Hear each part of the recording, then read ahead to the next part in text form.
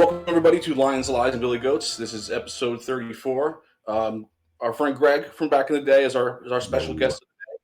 I'm Jeff. That's Greg. That's Paul. And we were talking right before we started recording. We're looking just to have a simple conversation about shit. No arguments, no debates, just three guys who grew up together and want to talk about the craziness that's happening in the world. And if we flow into whatever, the conversation is just going to go the way it goes. But like I mentioned a few minutes ago, Greg, have you ever heard of? He's a a stage actor, which is why I thought you might have heard of him. His name is, how do I do this? Clifton Duncan. Clifton Duncan. I don't know. It's not a name that's super familiar to me. Okay, I know the reason he came across my world is that he wants to do a one-man show of the life of Thomas Sowell, which I thought was going to be interesting. And he's also done a couple interviews on some of the podcasts I listened to. But he's apparently a big-time stage actor. But I guess he got canceled once, and then now he's coming back. Okay. Paul, you want to bring up Clifton Duncan if you can? Just yeah, I'm trying to pull him up now. I mean, I know who Thomas Sowell is. Yeah, but so he wants to do a one-man performance of look Duncan.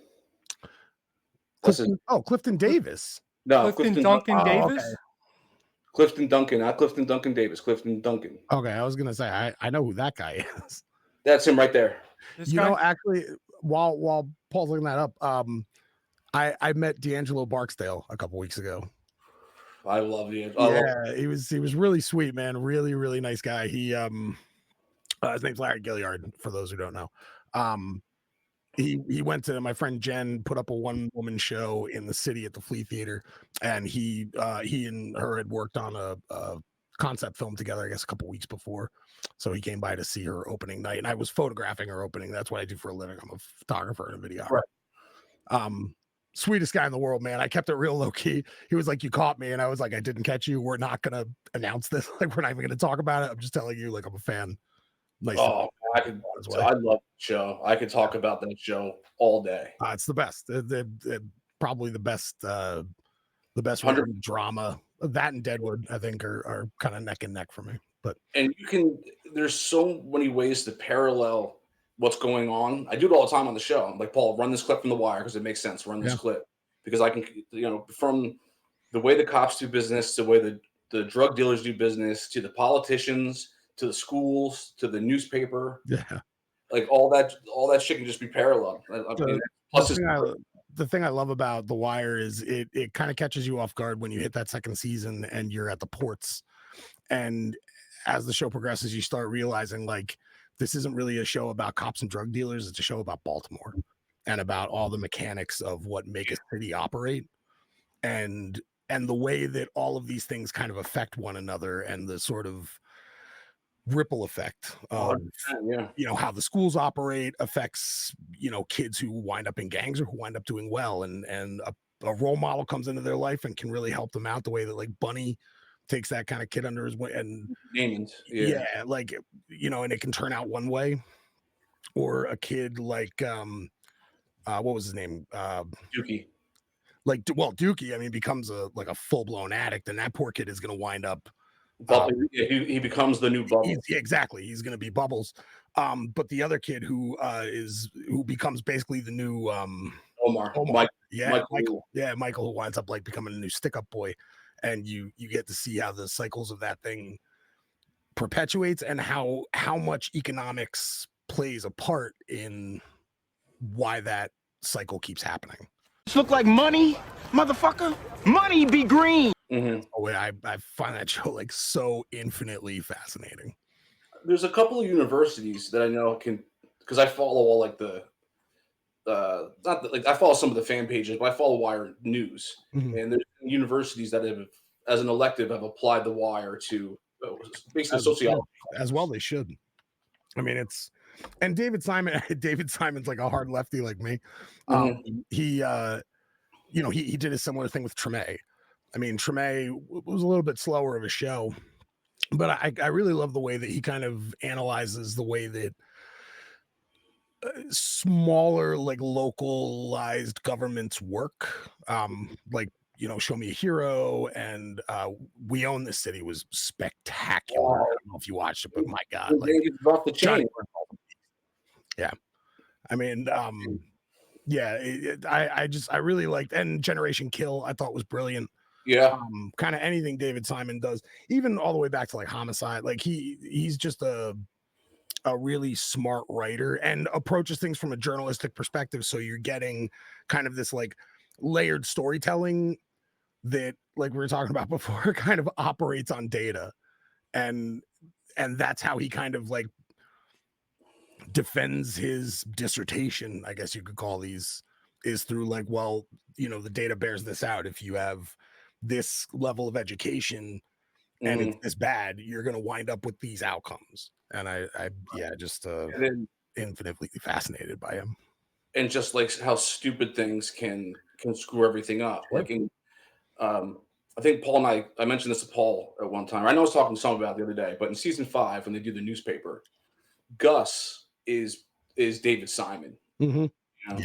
And the story about Templeton, who writes the fake news to go win a Pulitzer, even when the editors find out, they're like, well, we get a Pulitzer and newspapers are dying, and it's all about selling that ad revenue. Yeah.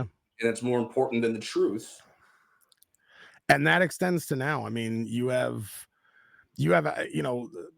and I've been trying to talk a lot about this lately, the way that social media, the way that the algorithms are built in social media. I mean, you have kids coming out of college right now with like advanced computer engineering degrees. Like these guys could be building the spaceship that settles on Mars, but their best job prospects, the most lucrative job prospects, their task in that job will be to figure out how to get your eyes to stay one more second on an ad. And that is a really, really troubling place to be. It's one of my biggest issues with kind of this late stage capitalism that we exist in, where everything is monetized. And I think what a lot of people don't realize about social media is that social media isn't the product. You're the product. Yeah, you're dad. Yeah, like you don't realize like you're being sold for advertising money for every single microsecond that you spend, where you're going through your phone and you're sliding through, and if you slide just a hair slower through an ad, they're going to feed that to you. Or if you slide a hair slower through something that triggers something in your brain, and our brains, because we're just not evolved past a fight or flight, like running away from a saber-toothed tiger or running towards like a giant egg to eat it. Our brains are trained to hyper focus on things that elicit a negative reaction in us. Yeah, and they've changed the algorithm from the timeline to the algorithm specifically designed based on your interactions. Like, yeah. So it's just a reinforcement. Like if you're a person who thinks like me, if you're like a big lefty, social media algorithms are going to consistently reinforce my worldview back to me to ensure that my eyes stay on their app for just 1 second longer so they can sell just a little more ad time and a little more ad space. And what that does is create a confirmation bias. Correct. And I think that's like, I think confirmation bias is becoming one of those things that's like so unbelievably responsible for the state that we find our culture, this like kind of isolationist place that we're in, where we only interact with our own tribe. We've gotten to a point with politics where like people cut their family off.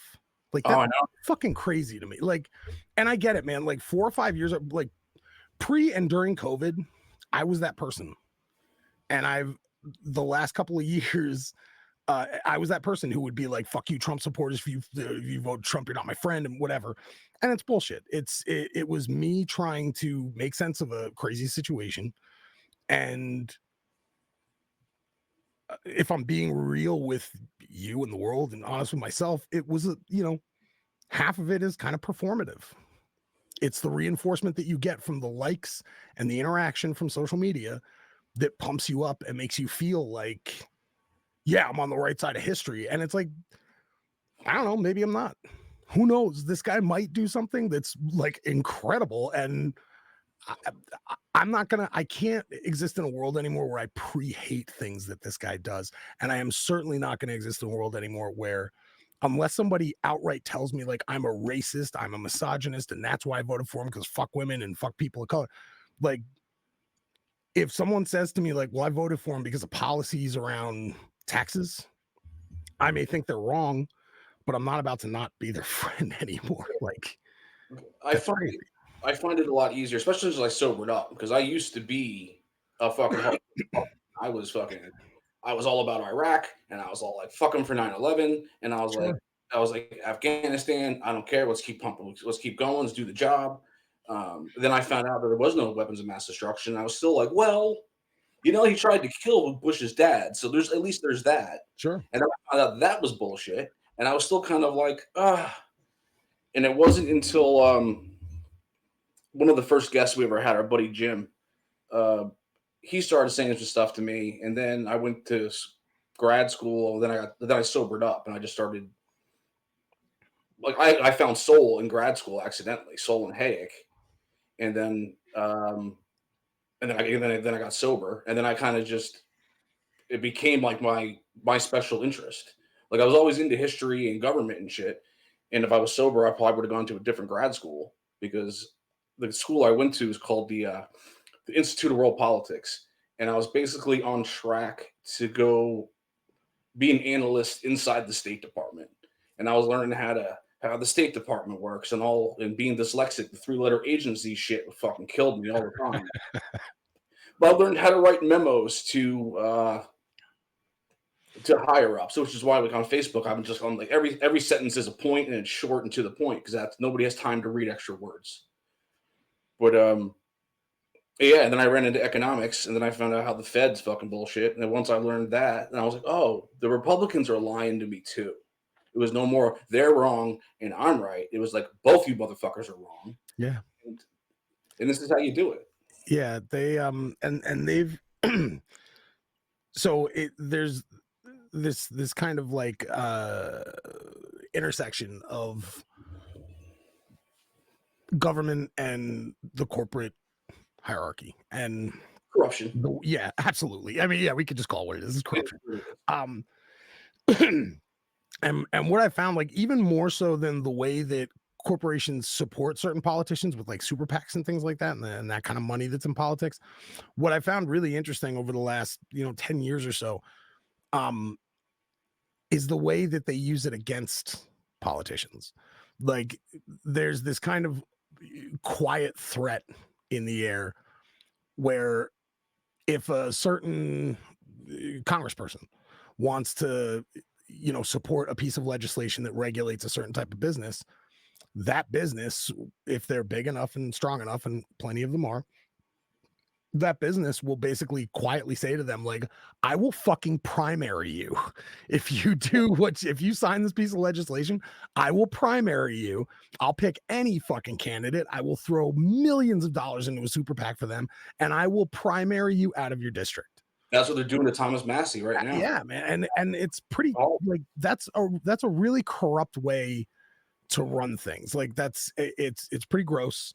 Mm-hmm. And the human in you wants to be like, we'll just fucking stand up for it anyway. Who cares? But it's like, I can understand a sophomore congressman, is in their second term, having that threat levied against them and being like, well, that's the end of my political career, and any change I want to affect during the course of my tenure, it will be over. If I do this. And as soon as he rationalizes, or she, whoever, once you rationalize with yourself, okay, I'll bend here so I can get my legislation done later, or doing quid pro quo bullshit. As soon as you sell your soul the one time, it becomes easier and easier. And when if you're in politics to get reelected, you're already the wrong dude. Absolutely. And it's just like you said, it's a shame because any congressman who comes in and does like what a good job really would be for the people, he won't get reelected because that means cutting shit and not giving people shit. Yep. So you guys raise a really good point. And obviously this happens on both sides. Me and Jeffrey have discussed it over several episodes. It's the And game. and when you really start looking into this, all of the packs and all of that, you realize that we don't really have control of our own government, no, Mm-mm. or our own politicians. No. And again, people want to make this like a Democrat versus Republican thing, and it's not. They fund both sides, and if you don't cooperate with whatever it is that they're asking you to do, then yeah, you won't get reelected. I've been saying a lot. It is not Democrat versus Republican. It's not gay versus straight. It's not black versus white. It's not trans versus cis. It's not any of those things. It is the 0.1% versus the rest of us. Amen, my No, friend. I disagree. Thank That- you. What, You disagree? Jeffrey? No, I don't think that it's. I don't think it's a class thing. I think it's the people versus the state. Yeah. This is where you and I consistently like don't see necessarily eye to eye, even though I think we both agree like there's massive corruption between. But and here's the thing though, I consider many people in the state to be in that 0.1% because it's not just necessarily about money, it's about influence. So even though, you know, All right. Okay, then even though, like, you know what I'm saying? Like I look at, and maybe a better way to look at it is like those with power and those without it. yeah, And I don't think power follows. I think power follows class and position and opportunity. I don't think it follows color or race or sexual orientation. Like, I don't consider, I don't know, name some like mid-level wealth senator, right? Like who is a millionaire, but not like a crazy million. They don't have hundreds of millions, but they're probably worth like 50-60 million dollars. Yeah. That person to me is still part of that elite class. yeah, the elite. Better word. Yeah, the state. Like I think the elite and the rest of us, and the elite really is the 0.1%. I think it's made of celebrities. I think it's made of politicians. I think it's made of the heads of industry and and I guess you could throw like the military industrial complex in there too. Like they have a heavy influence, and that's mostly like contracted out, like Lockheed, you know what I mean, like companies like that, which I guess you could still consider head of industry. But So far, I actually agree with both of you guys. I think you're both correct. I think yes, it is the 0.1 percenters, and not just in this country. I think it's a global thing. 100%. And then yeah, Jeff, I think you're right too. It is the people essentially versus state. But what is the state? Like, are we just talking about the United States government? No, the state is the group or organization that has the monopoly on violence inside a set territory. Yes, but It has nothing to do with the government. The government could be part of the state. yes, but in this case, what if the government or the state, as you say, that has this monopoly on violence isn't just subject to the United States? It's more of a global thing. Every country, you want to call them country, every defined set of borders is its own state. Yeah. And states are either formed through conquest or revolution. Okay. So, and I would argue that I love your point about the monopoly on violence. I think that's like such a spot on descriptor of like what defines the state, because that's the threat that looms over everybody, that keeps people in check and keeps law and order as opposed to equity and justice. Right? Like I'm for equity of opportunity, not necessarily equity of outcome. I think everybody should be able to start at the same place. What you do with that is up to you.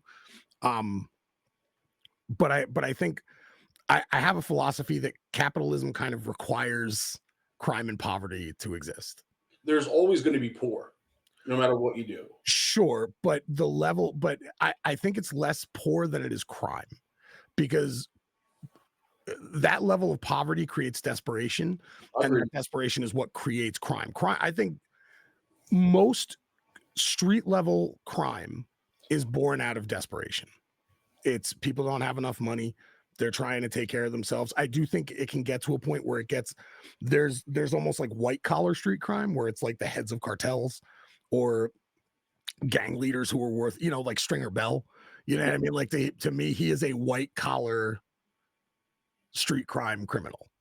Yeah, but he's still having people whacked, and he's still but that's my point. He and so do like, and maybe I'm defining these things in a way that maybe isn't the best way. I look at white collar crime as like something that a rich person is capable of that a poor person isn't really capable of. Poor people aren't that capable of having people whacked. They're capable of whacking people, but having the power to say like, I'm going to pay you a bunch of money to go shoot that guy. I don't see a lot of people like below the poverty line having that capability, or the kind of mass manipulation that someone like Stringer Bell or that Marlowe was capable of, to bring it back to like wire analogies. Yeah, but I love your point about the monopoly on violence. I think, and I agree with you.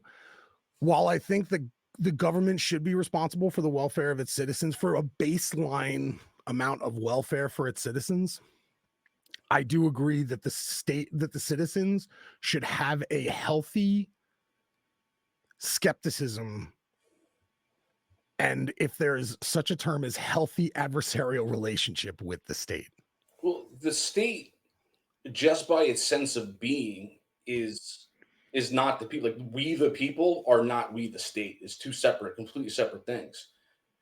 The state has the right to put you. The state the state is basically the mafia. Is the best way to describe it. They can legally extort you and throw you in jail, and they're the ones who have the final say. Do what we're telling you to do, or else. If I can't do that. If I extorted you, it's fucking extortion. I'm going to jail. Absolutely, isn't that the irony? So it's like, the government says, the powers are given to us by the people, but I don't have the power to do the shit that you do. So where is this power you're getting from us? So it's my belief that the state, as it stands, needs the 0.1% to function. Like they need the money to stay in power, right? Like we do have a certain amount of power, but they have done, and by they I mean the state, I mean corporate America, has done a very good job of instilling us with this like almost Protestant work ethic of like, just grind yourself as hard as you can. Hey, boss, he ain't working. You see it all the time, and I see it in influencers constantly. I see it in business coaches. Like I don't go for any of that shit, but this mindset of like grind, hustle, 10x everything, and it's like, by the time you get around to being able to even look at a lot of this stuff, you are so fucking exhausted that the idea of like revolution is just, you know what I mean? It's like, yeah, I get it, man. Shit's fucked up, but Monday's coming. I gotta go to work. Like that's the plan that they've instilled in us purposely. Sure, I completely agree. It keeps us tired and fat and docile and distracted. Yeah, we talk about this a lot on here. Is the origins of school, of U.S. public school, is based off the Prussian military, and the Prussian military had problems with when soldiers, when you're 16, 18, 20 years old, it's not as easy to send somebody into war.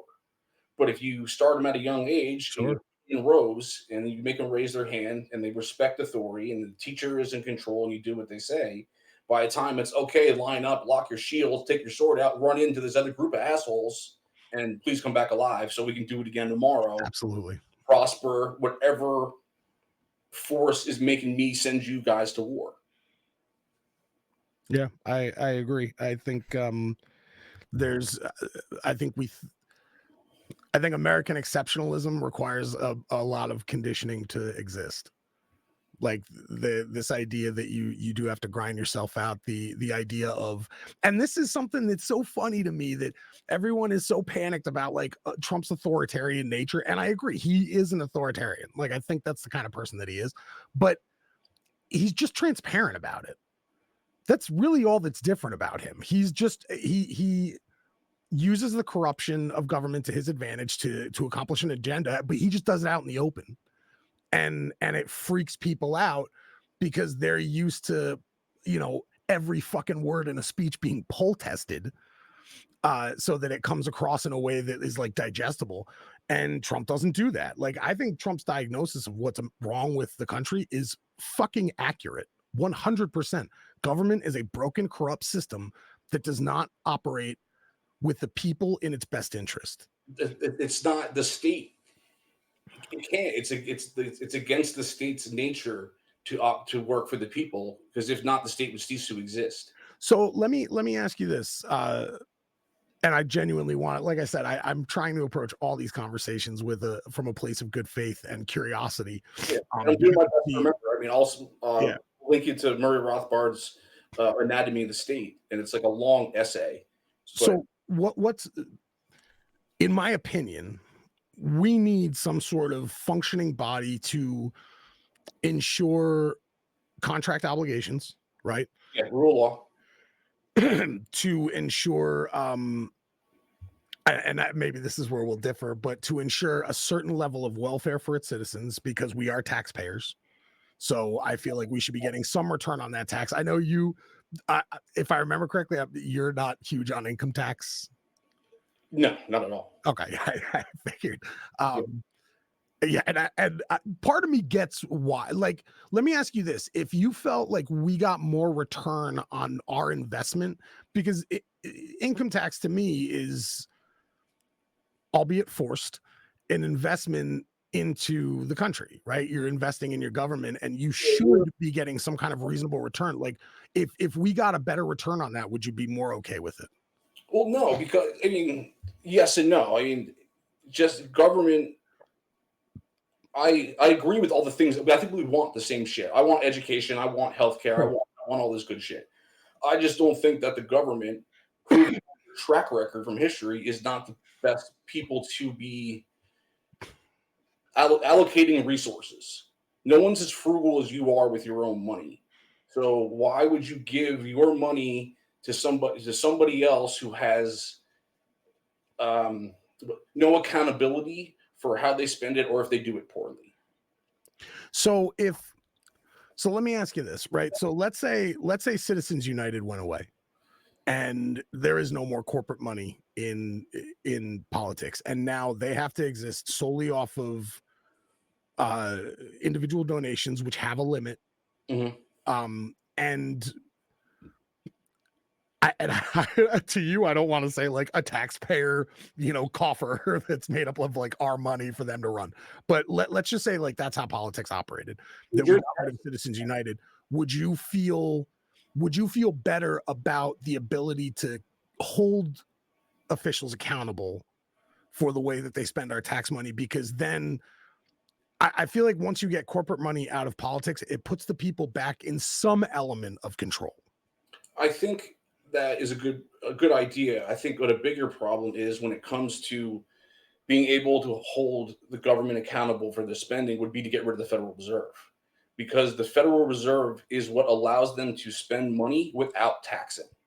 There's no way they could fund 20 years of war without the Federal Reserve. Sure. And inflation tax is the worst tax of them all, because it's done without your consent. Is done secretly behind your back. It lowers the value of your savings. So without the ability to borrow money that they don't have, they would have to raise taxes to do all this shit. So a congressman couldn't promise you the world and be like, oh, I got you funding for this, and I'm getting this thing fixed, and I'm bringing you this, and I'm bringing you that. They can just roll it into a bill and then tack it onto the as deficit spending, which is why we have either, depending on how you look at it, is either $36 trillion debt we can see, or $200 trillion debt that we owe to Social Security and Medicare and Medicaid, future, whatever the fucks. So that's interesting, and that's a point that I kind of agree with you.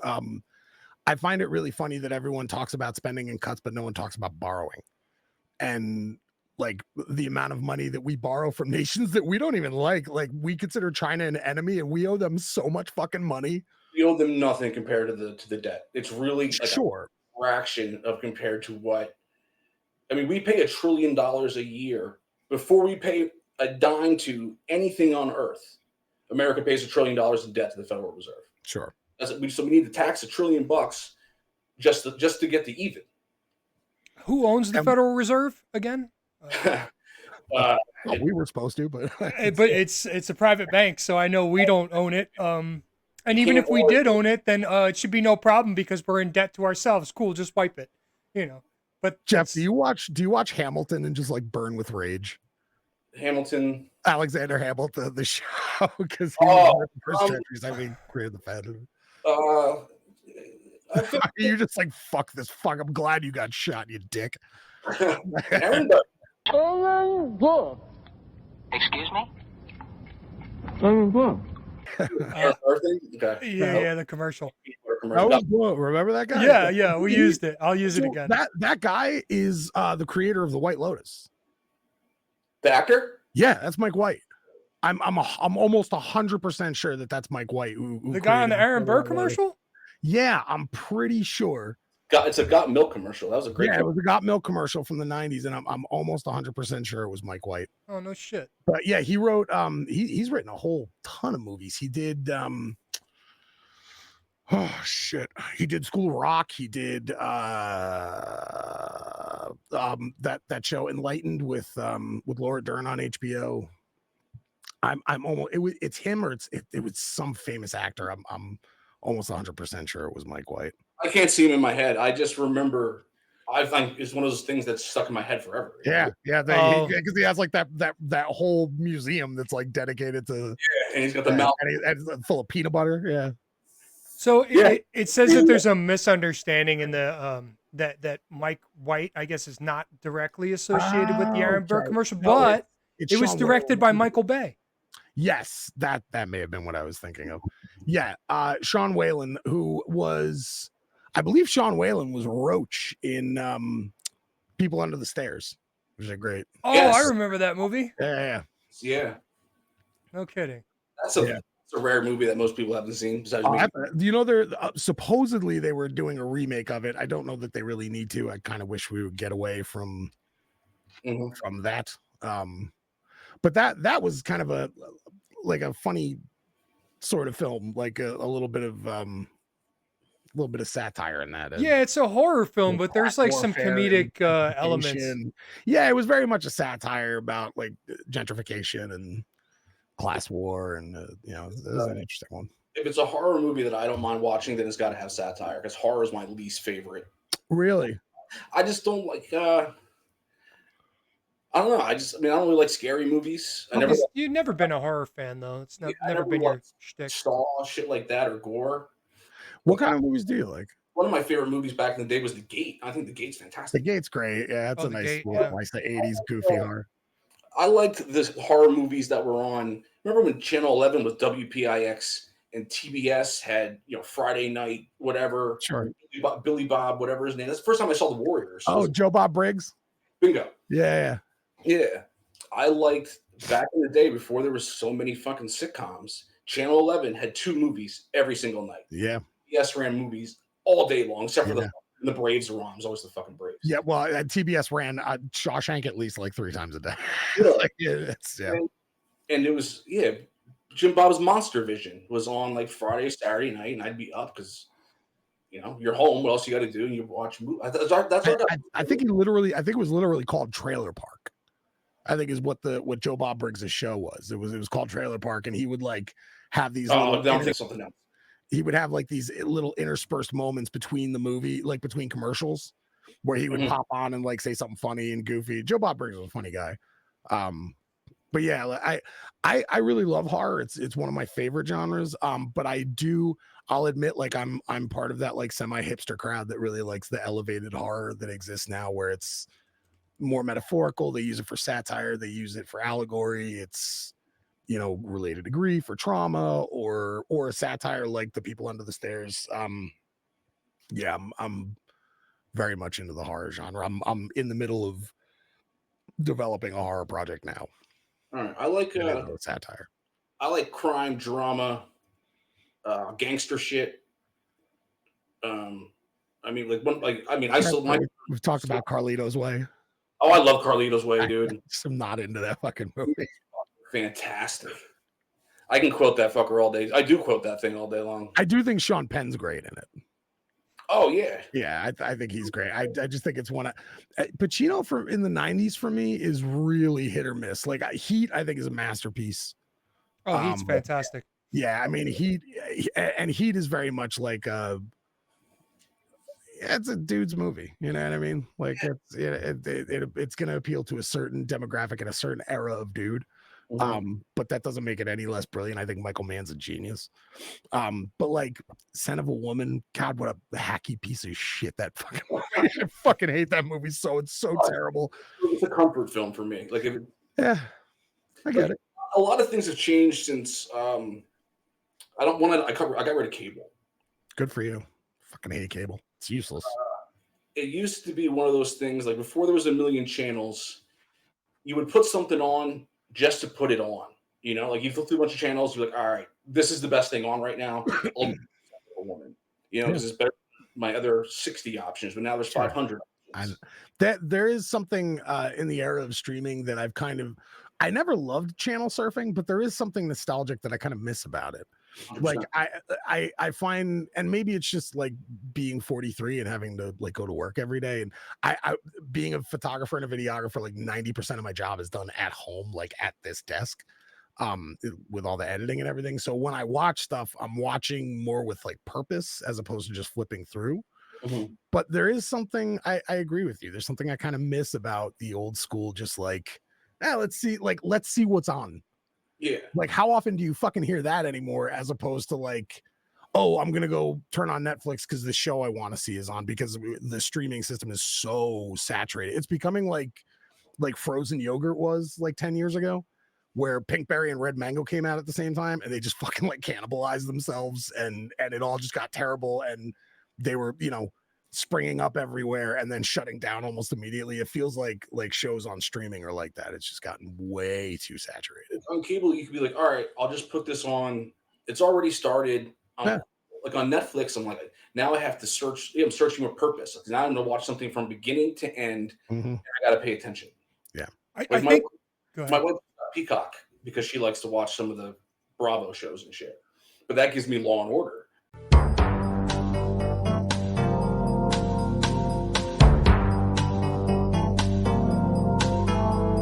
And I get regular Law and Order, not the new shit. The good Law and Order. Like Sam Waterston Law and Order. Let's go Law and Order. Buck. Yeah. And I can just put that on in the background, and I can read a little bit, or I can clean. I can do what I got to do without having to be, oh my God, I missed that. I have to rewind. Sure.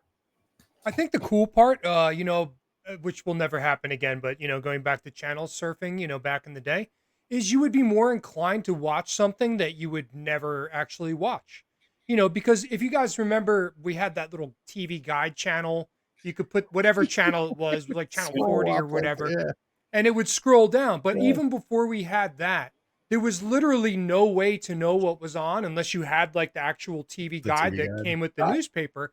And if you threw it out or you don't get the newspaper, you would literally just be clicking through channels one at a time. And how many times have you just stopped on something? Again, something you probably wouldn't normally ever watch, but you just stopped on it because it was interesting. And before you know, you watched the whole movie, or maybe only caught it halfway through. You know, so I think that that's something that maybe was a positive that, you know, that we may never, or even we may something forget that again. That you got reminded of, like Shawshank. Like, I can't tell you how many times in the late 90s and early aughts, like I got stuck watching Shawshank from like 40 minutes in because I passed by it on TBS and I was probably high, and I was like, oh, you know what, I'm gonna watch this for the 97th fucking time because it's just a brilliant movie. It's amazing. Yeah. And I don't it might have been TBS who did it. It was either TBS or USA or one of those kind of cable channels that they had a block called Movies for Guys Who Like Movies. I remember that. Yeah. And Shawshank, I think, was part of that block. It might have been TNT, TBS and TNT. They're both Turner Network, so it may have been one of the two of them. But those were great. Like, and it's just something you kind of, I completely agree with you, Paul. It's like something you just kind of stumbled on. And sure, like there's definitely, you know, I think there's always been appointment viewing. I think once shows started, especially with the rise of the internet, like Lost, you know, started kind of creating like a different kind of water cooler TV conversation. Like Lost was really the one that started like the TV message boards about like theories and conspiracies around the show or whatever. But like I do miss kind of the unpredictability of flipping through channels.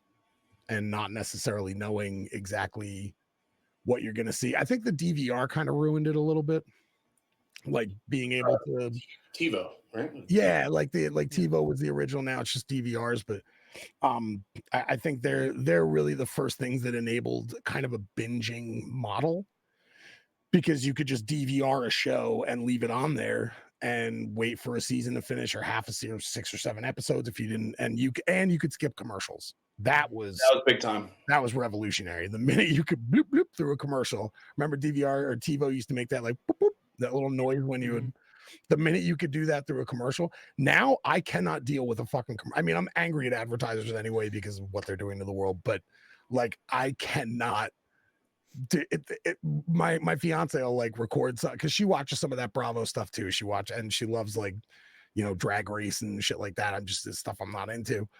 And she'll record certain things, and I'm like, or she'll try to pull it up on demand, and I'm like, I'm not watching this. Like, if I have to sit through a fucking commercial, like, what am I, Amish? Like that era is over. I am done with that. So now they show commercials in the movie theater. If you guys can believe this or not. I know. Yeah, so before the trailers come on in the movie theater now, I know it's like just happened. Like in the last few months, I noticed it. Oh no, it's been longer than that. I'm sure it has, but I didn't notice it until just a couple months ago. So yeah, now it's all so before your trailers come on and play, it's advertisements, and a lot of them are for whatever theater you're in. But a lot of the other ones I've noticed they're Big Pharma, of course. What else? I mean, it's like when you put cable on. I know I don't know if you have cable, Greg. I know me and Jeffrey don't. But I don't really watch cable ever unless I'm visiting my parents. And what do I see when I'm on cable? Big Pharma. Fucking Wegovy. Big Pharma. Big Pharma. Big fucking Pharma. Oh yeah, it's constant. Oh, and they're catchy constant. goddamn songs that earworm their way into your brain. Yep. So you're walking around going, I take once daily Jardy, and it's just replaying and replaying. That's Constant. another thing. Like that used to not be legal. It shouldn't be legal. That's another thing that grew out of lobbying. It used to not be legal to advertise pharmaceuticals Directly to the consumer. Yeah, because we're one of the only countries that does that. It's fucking bananas. It's ridiculous. I was a lobbyist for a minute. This guy sucks. So it's your fault. Well, it depends. Blame Billy Goat.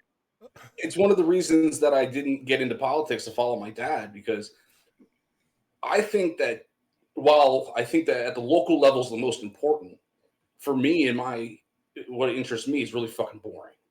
And then I worked with my dad with the state level, and that was really fucking boring. I care about history and fucking governments fucking with each other, and I like war. I mean, I don't like war, but I like to study war.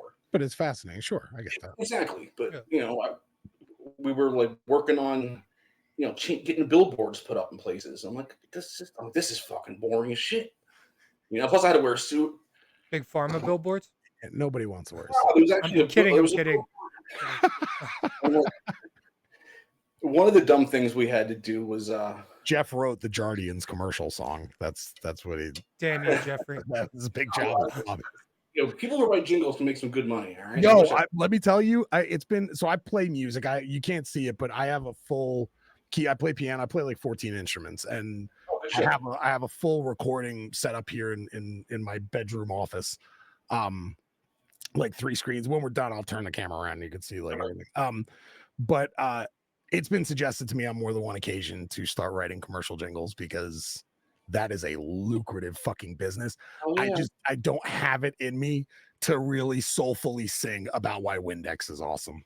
It just like something inside me would just die. I've died inside too many times. I think that would just be like a bridge too far to be like bugles. Like I just can't do it. Like I don't have that in me. Well, McDonald's has been doing that for quite a long time. Absolutely. And I mean, they didn't have jingles because they had Big Macs. Yeah, I know it works though. Whenever you hear "but up, what does everybody think of? Sure. And like 20 psychologists wrote that. I'm sure. Yeah. Like they like 20 psychologists use like 50 focus groups with 10 million data CIA points. was probably involved in that. Exactly. That's I got an idea. That's fucking like MK Ultra shit. Yeah. Like how to just dig an earworm into your brain so that you like every time you hear McDonald's, you're like, I'm loving it. Yeah, I am loving it. Like Yeah. that, you know. Yeah. Yeah, the guy who spent 20 years at the CIA and retired is now Yeah. working for Writing a jingle. jingles for fast food joints. Which is kind of like the government model, right? Like a lot of these guys get into government so that it will lead to some high-end private sector job, either like with a lobbying firm or a marketing firm or something like that. And they can use insider knowledge of how government operates to ensure bigger profit outcomes for those companies. One of the things that big investment firms do is hire the SEC motherfuckers. Absolutely. That's fucking crazy. That should be. I don't understand there. And maybe we should talk about this. I do not understand how we have allowed certain things like that to be legal.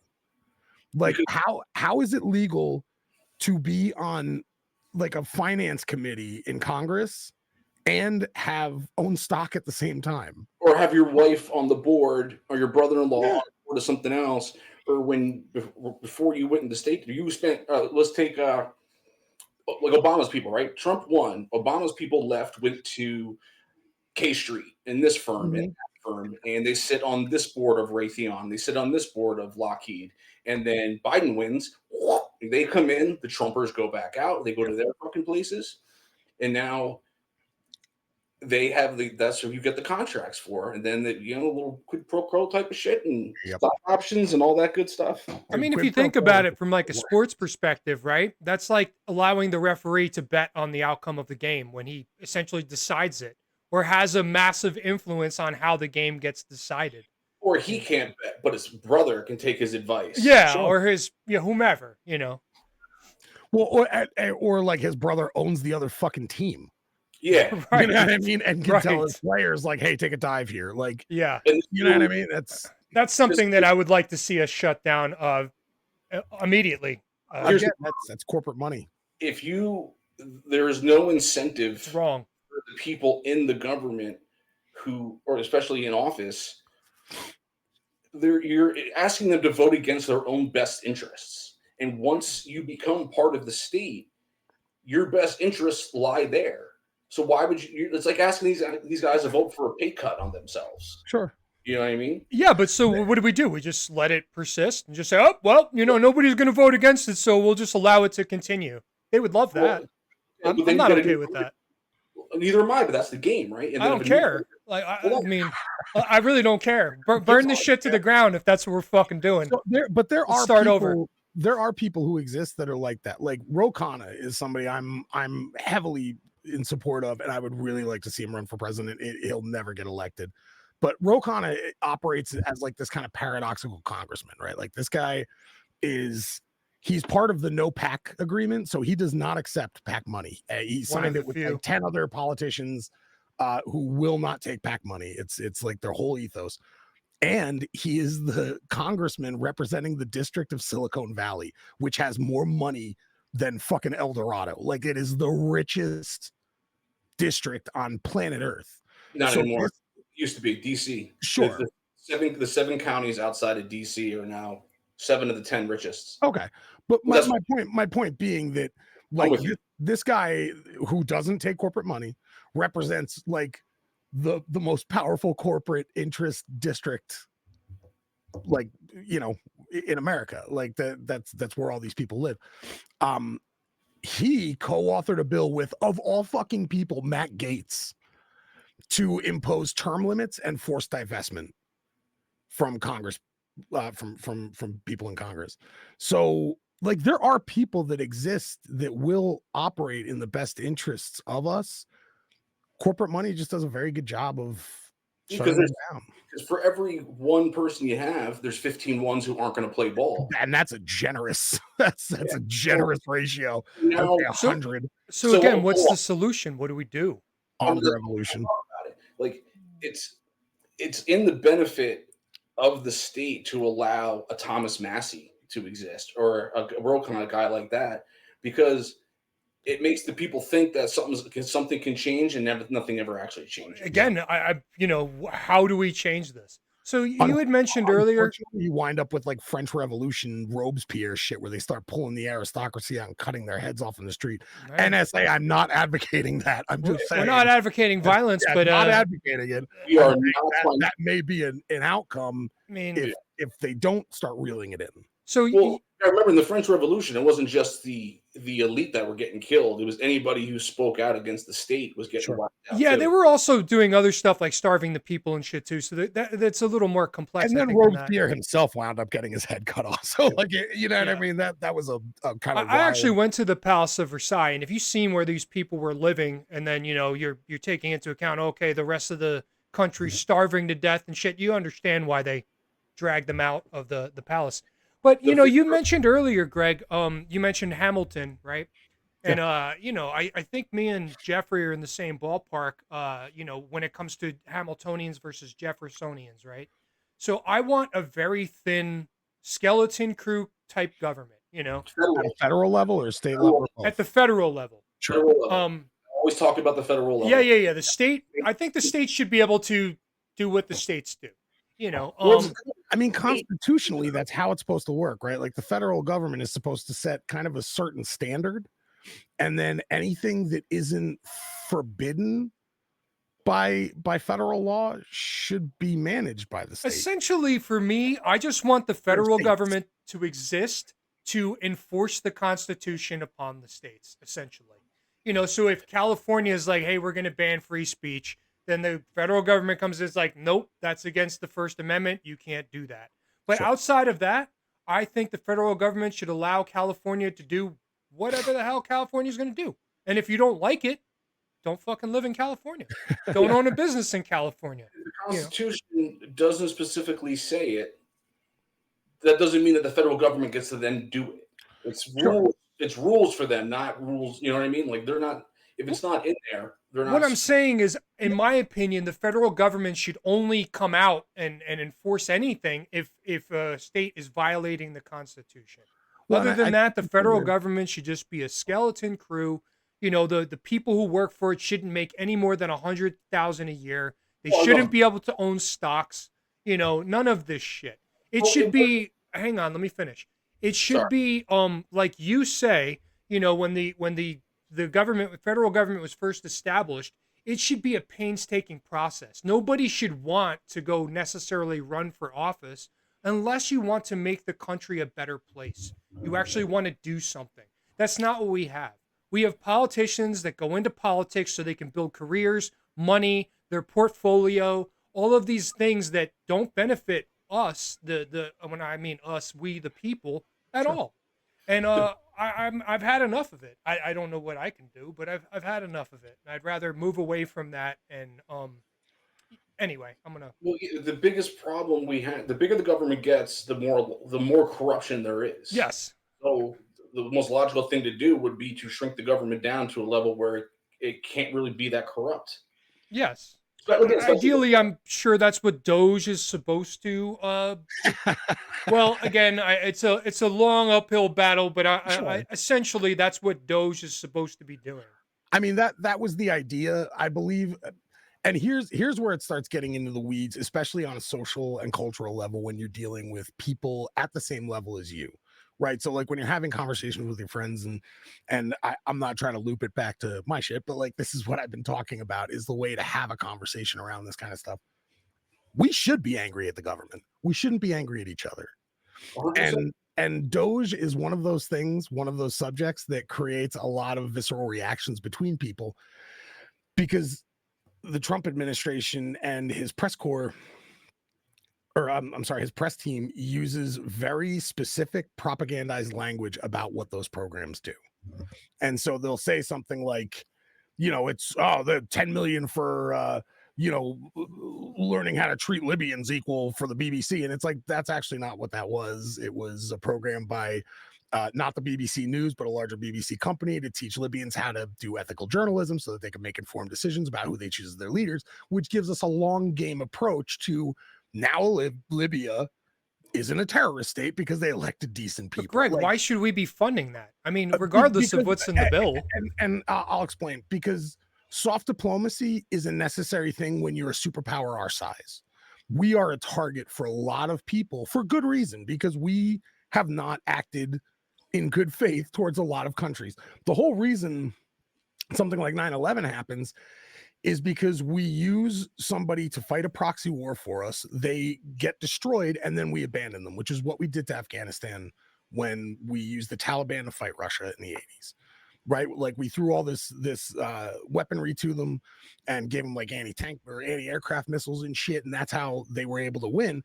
But they were fucking decimated. There's a great movie about this called Charlie Wilson's War, because he was the congressman who like kind of helped this along.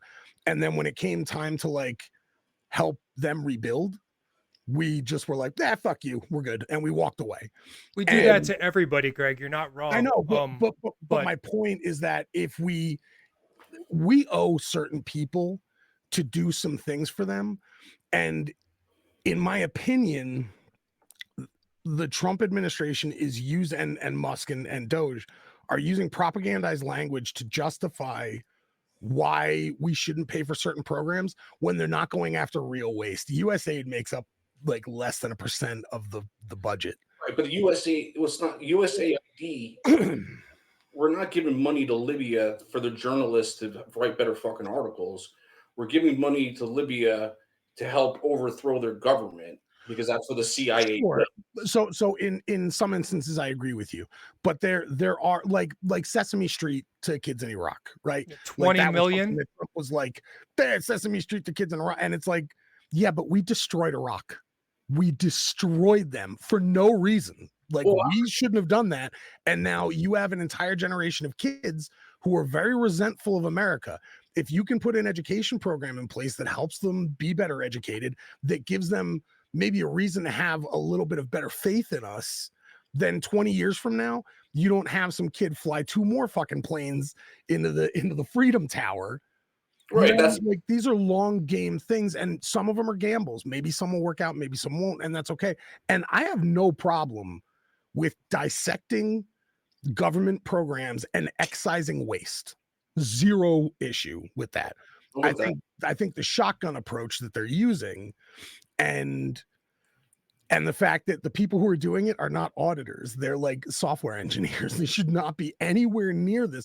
They just fired a bunch of nuclear engineers who manage our nuclear program because they didn't know what they did. And then they were like, oh shit, we fucked up, and had to like beg all these people to come back. What if half of them don't come back? Like, now we've lost half our nuclear engineers because some fucking 22-year-old at Doge doesn't know what that job does. Like, there's a lot of that kind of stuff that's happening right now. And Trump and his team, who are genius, if they're nothing else, they are genius messengers, are using very emotionally charged propagandized language. And really what this is woke anti-woke. Hey, no. Oh, puppy. So what kind of dog do you have? I love dogs. I think he has a mutt. I'm not allowed to have. I have 4 cats. I'm not allowed to have dogs. Oh, I have 2 cats. Ever can't have. She's like, no fucking dogs. She barely let me get away with the cats. So, Greg, I just want to be fair here for a second. Sorry about that.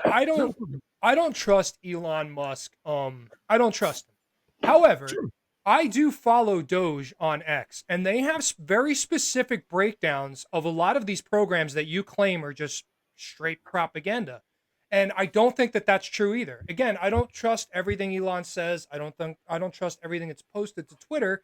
But here's something that Jeff had sent to our email earlier about 10 million being used to study gay Rams' sexual preferences. So whether it's 20 million for a Sesame Street episode in Iraq, or gay Rams preferences for 10 million, whatever, the fact of the matter is, just to start out, in my opinion. Paul, there's a reason I shared it. Okay. It's because Trump said something, and then the Democrats said, no, that's not correct, and then and then it turned out to be correct and had to reword it. Because they use specific words. That's why I hate fact checking so much. Because like, Trump will be like, there was 320,000 missing. This is a complete example. There's 320,000 missing children. And then the actual reported number would be like 300,000. So the fact check will come up as false when it wasn't worded the right way. Yeah, so Trump says a lot of ridiculous things too. I want to just go back for a second, right? With the whole propaganda thing, because they use propaganda on both sides for different 100%, for different reasons. 100%, Um absolutely.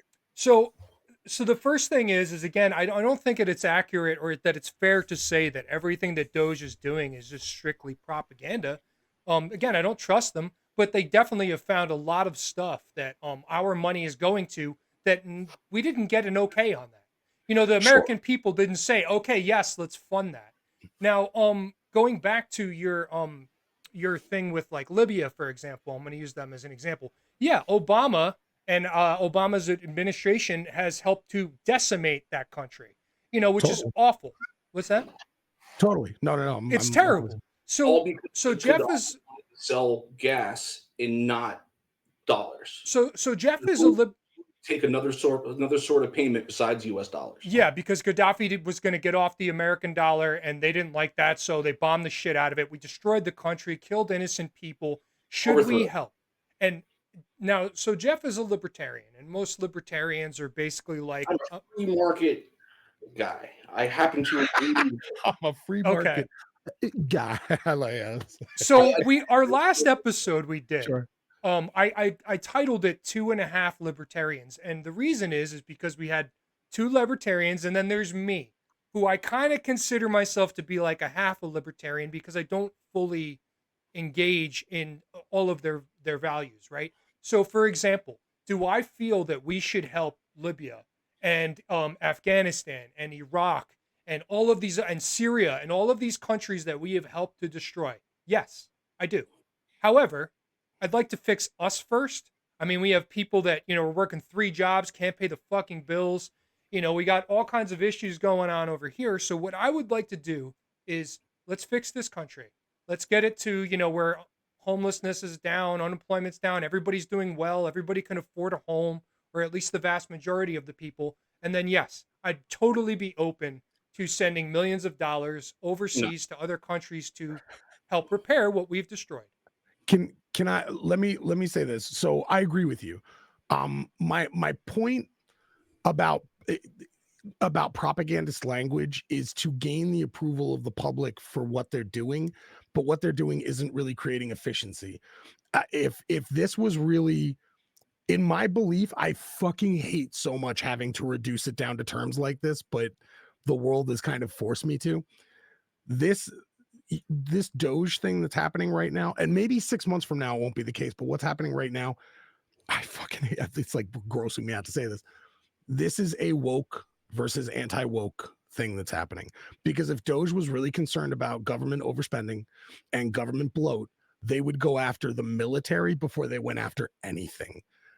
What Doge has uncovered as far as spending in US aid, about, I don't know what the number is now, like a week or so ago, it was around like 100 200 million. That's 2 F-16 fighter jets. That's the cost of 2 F-16 fighter jets that sit now in parking lots because we use drones and we don't really use real pilots as often as we used to.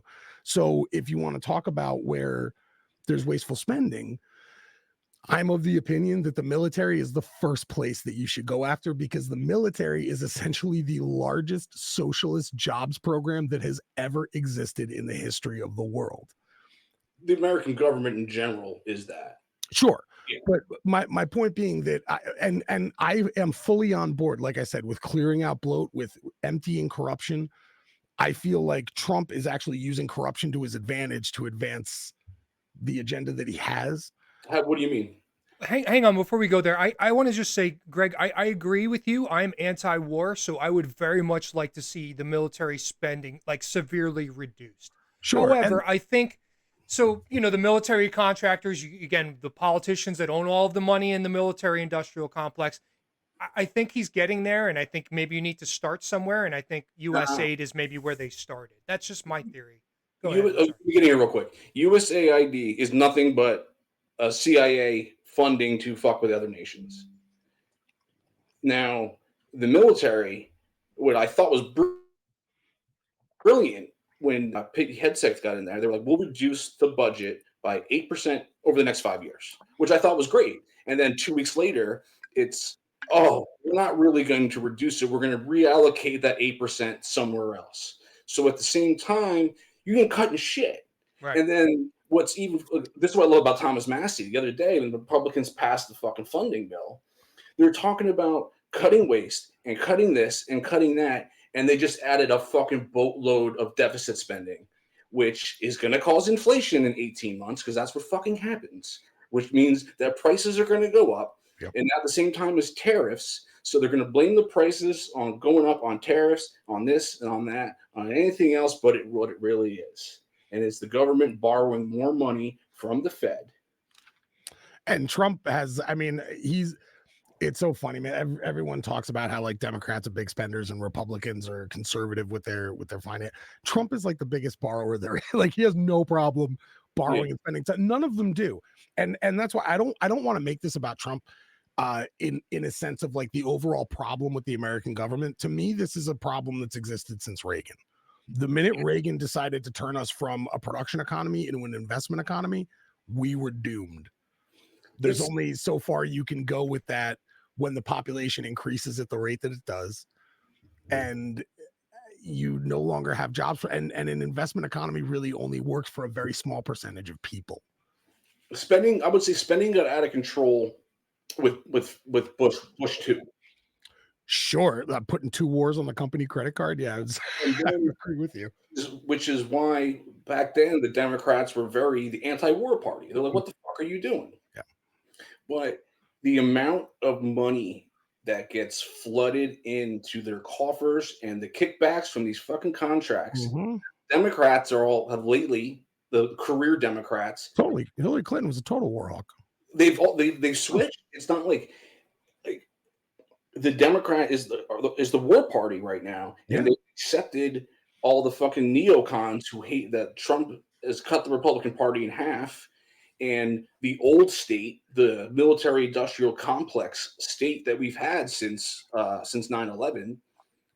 That's the group, that's the pro-war, but you can't really call Trump anti-war either because he's pumping money into Israel right now. 100%.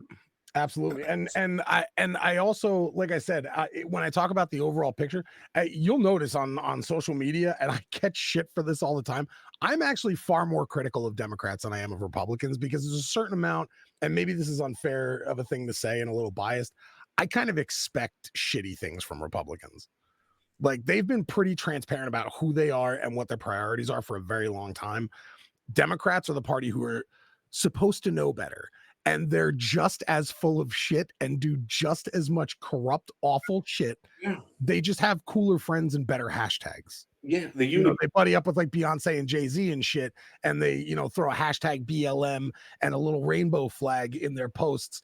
But the truth of the matter is, like, they're the same corporate dick suckers. They're the same fucking war hawks. Obama was dropping bombs on the Middle East, like Obama's fucking like 20 times a day for like 3 years. Like, he killed he had secret kill lists, like non-congressionally approved kill lists. That's fucking Obama. Like that, you know what I mean? That's 5 wars that man started. Yeah.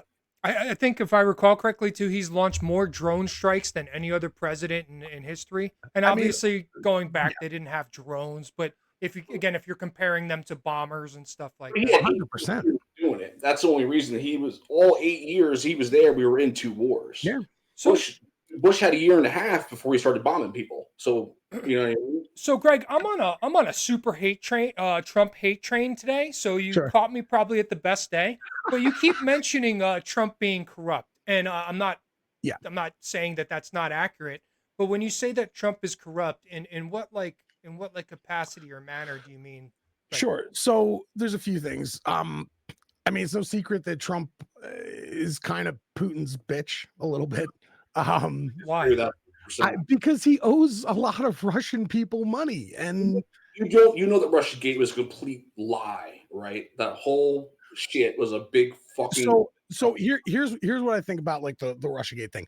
I do not necessarily believe that Trump and Putin were conspiring to win an election or steal an election, and if anything, I don't even think what Russia did is necessarily illegal.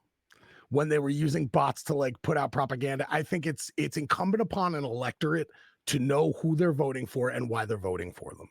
It's incumbent upon us to educate ourselves to be able to discern what's real and what isn't. So, as far as anything that Russia did, unless Russia literally hacked voting booths and changed voter tallies, anything they did is kind of on us. I agree. We do it to everybody else. Absolutely. We've used we use compromat on other people, like fucking blackmail. Like we have done that across the world. And I don't think it's right when they do it. I don't think it's right when we do it. So as far as any of that goes, like, is it a fucked up thing to do? 100%.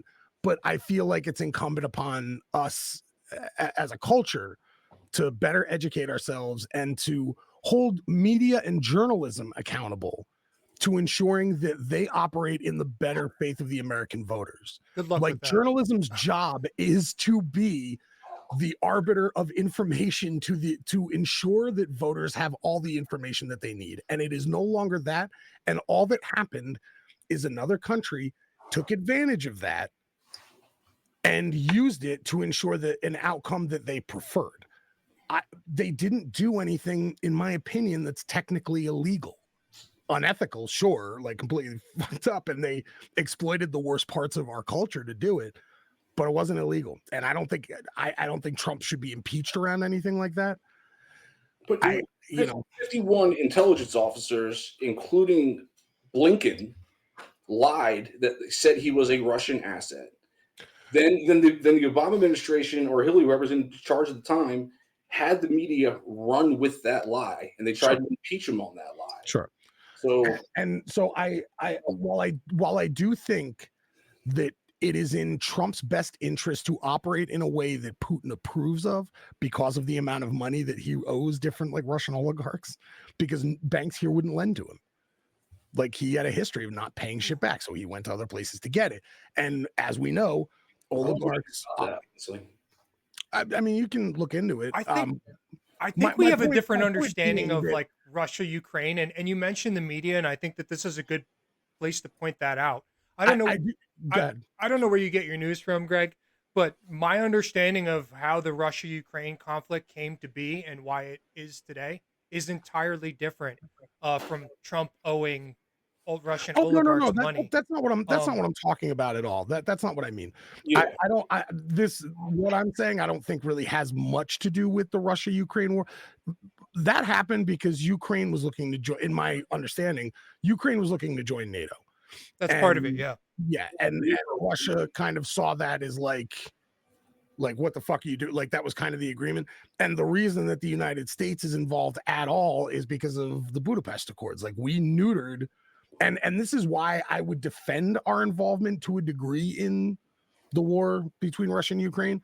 We effectively neutered their ability to defend themselves. You know how Zelensky came to power, Greg, right? Maybe you know something I don't. So Zelensky actually wasn't elected. You can research this. I'd actually encourage you to do so. Zelensky's not elected to power. In 2014, there's actually a whole different candidate that wins. The United States, the CIA, come in and they overthrow the candidate. They hold another election and Zelensky magically wins. Essentially, the CIA ran a coup. This shouldn't be a shock to you. You seem to have some knowledge. The CIA has been doing this shit all over the world we've been nation building for decades. Years. Yeah, exactly. Stealing your assets and nation building, aka creating American proxies all over the place. Yes, essentially in our best interest. Yeah, sure. So basically, the guy that won, he whatever the United States CIA was trying to do over there. I don't want to get too far into it, but he wasn't going to cooperate, or they didn't like this guy. So essentially, they select Zelensky. Zelensky goes along with it. He's been in power all this time, and the result is what you see. So, but regardless of who's in power, we owe it to the Ukrainian people. I feel terrible for the Ukrainian people. But that's my point. Like, we took away their ability to defend themselves. We told them, you're not allowed to build a nuclear program. And if anyone ever fucks with you, it was like them, Belarus, Kazakhstan. There's a few countries in it. And we told them, it was basically after the fall of the Soviet Union.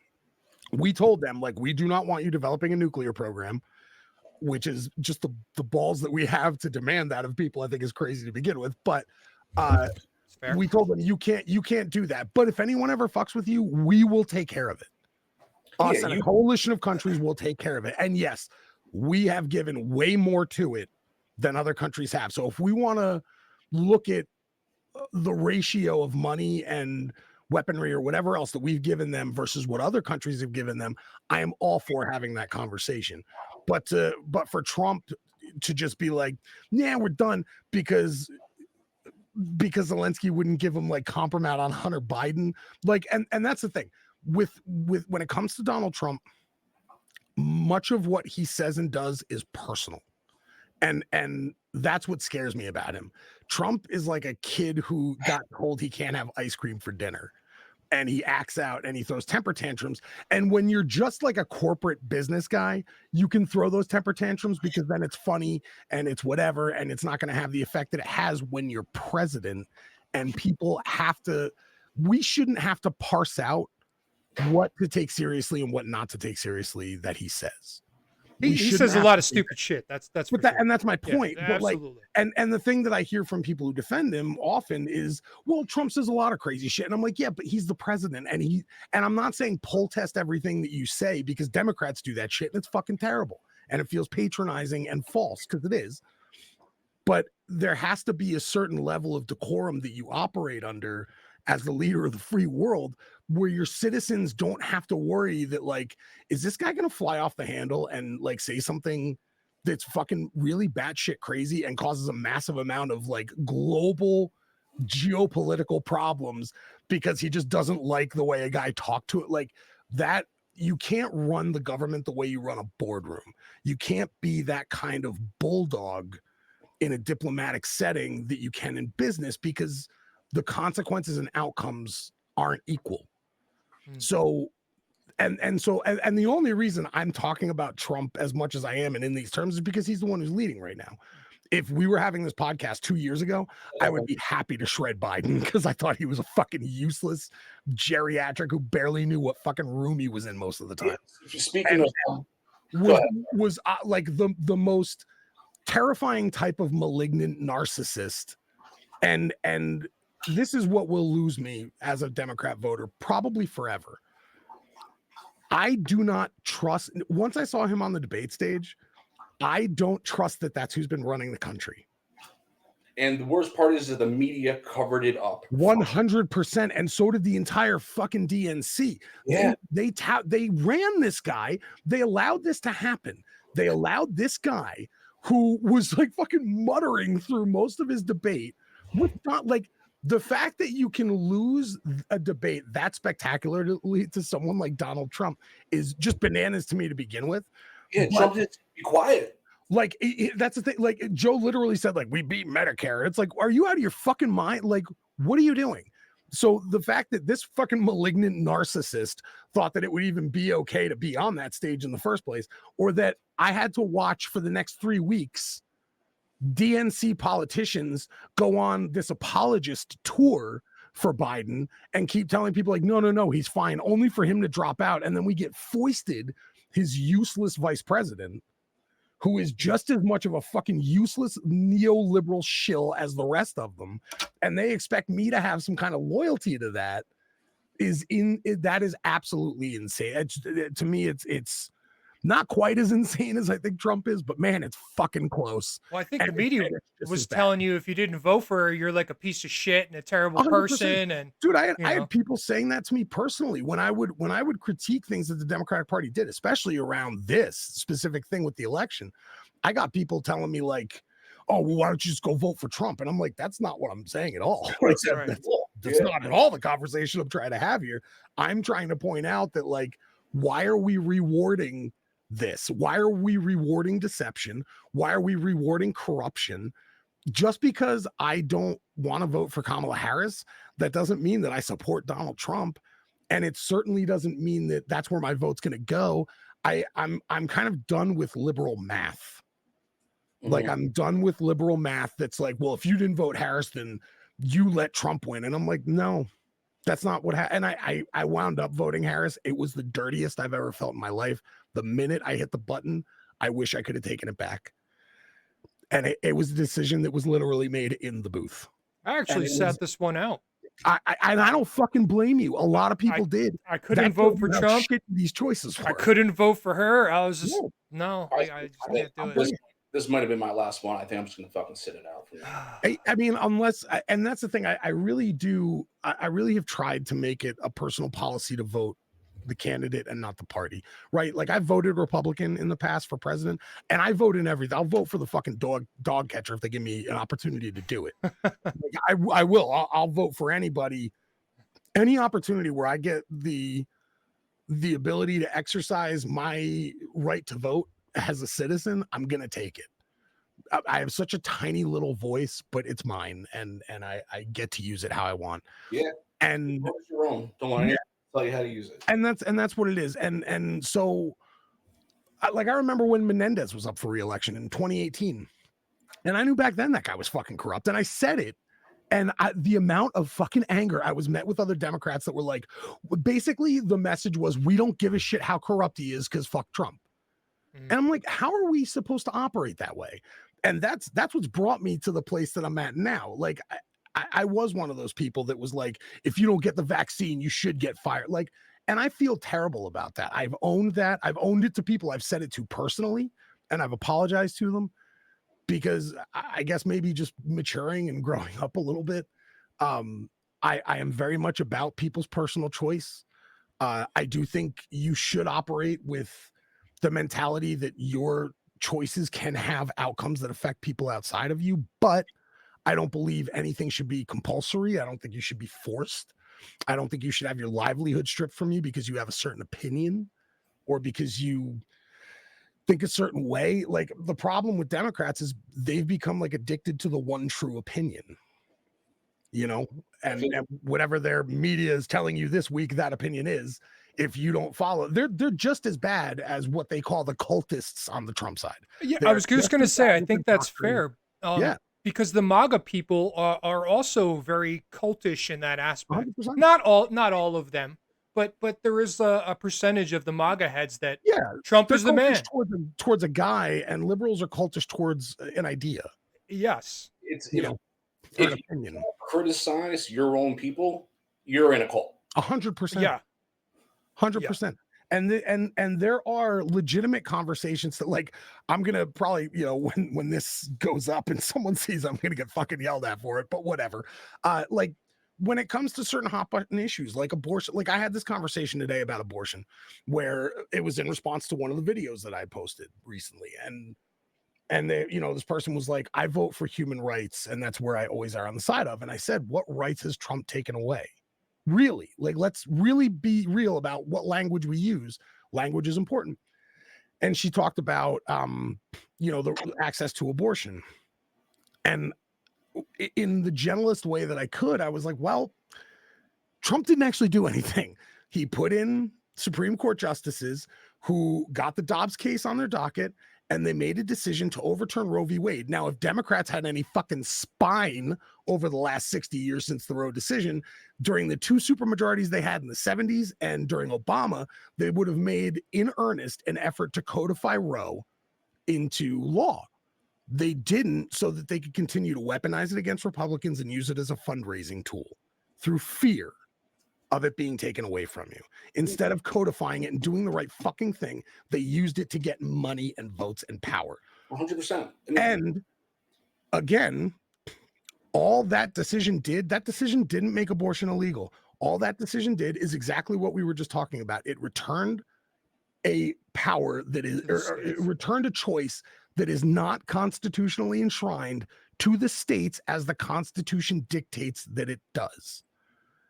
So now states get to make that decision about how they want to handle abortion. And if you live in a state that is heavily restrictive on abortion and you need one, that really fucking sucks. And I understand how people can be angry and feel let down by their government, feel scared about their health. But Greg, you would have the option to go to another state. So right now I'm in Nevada, right?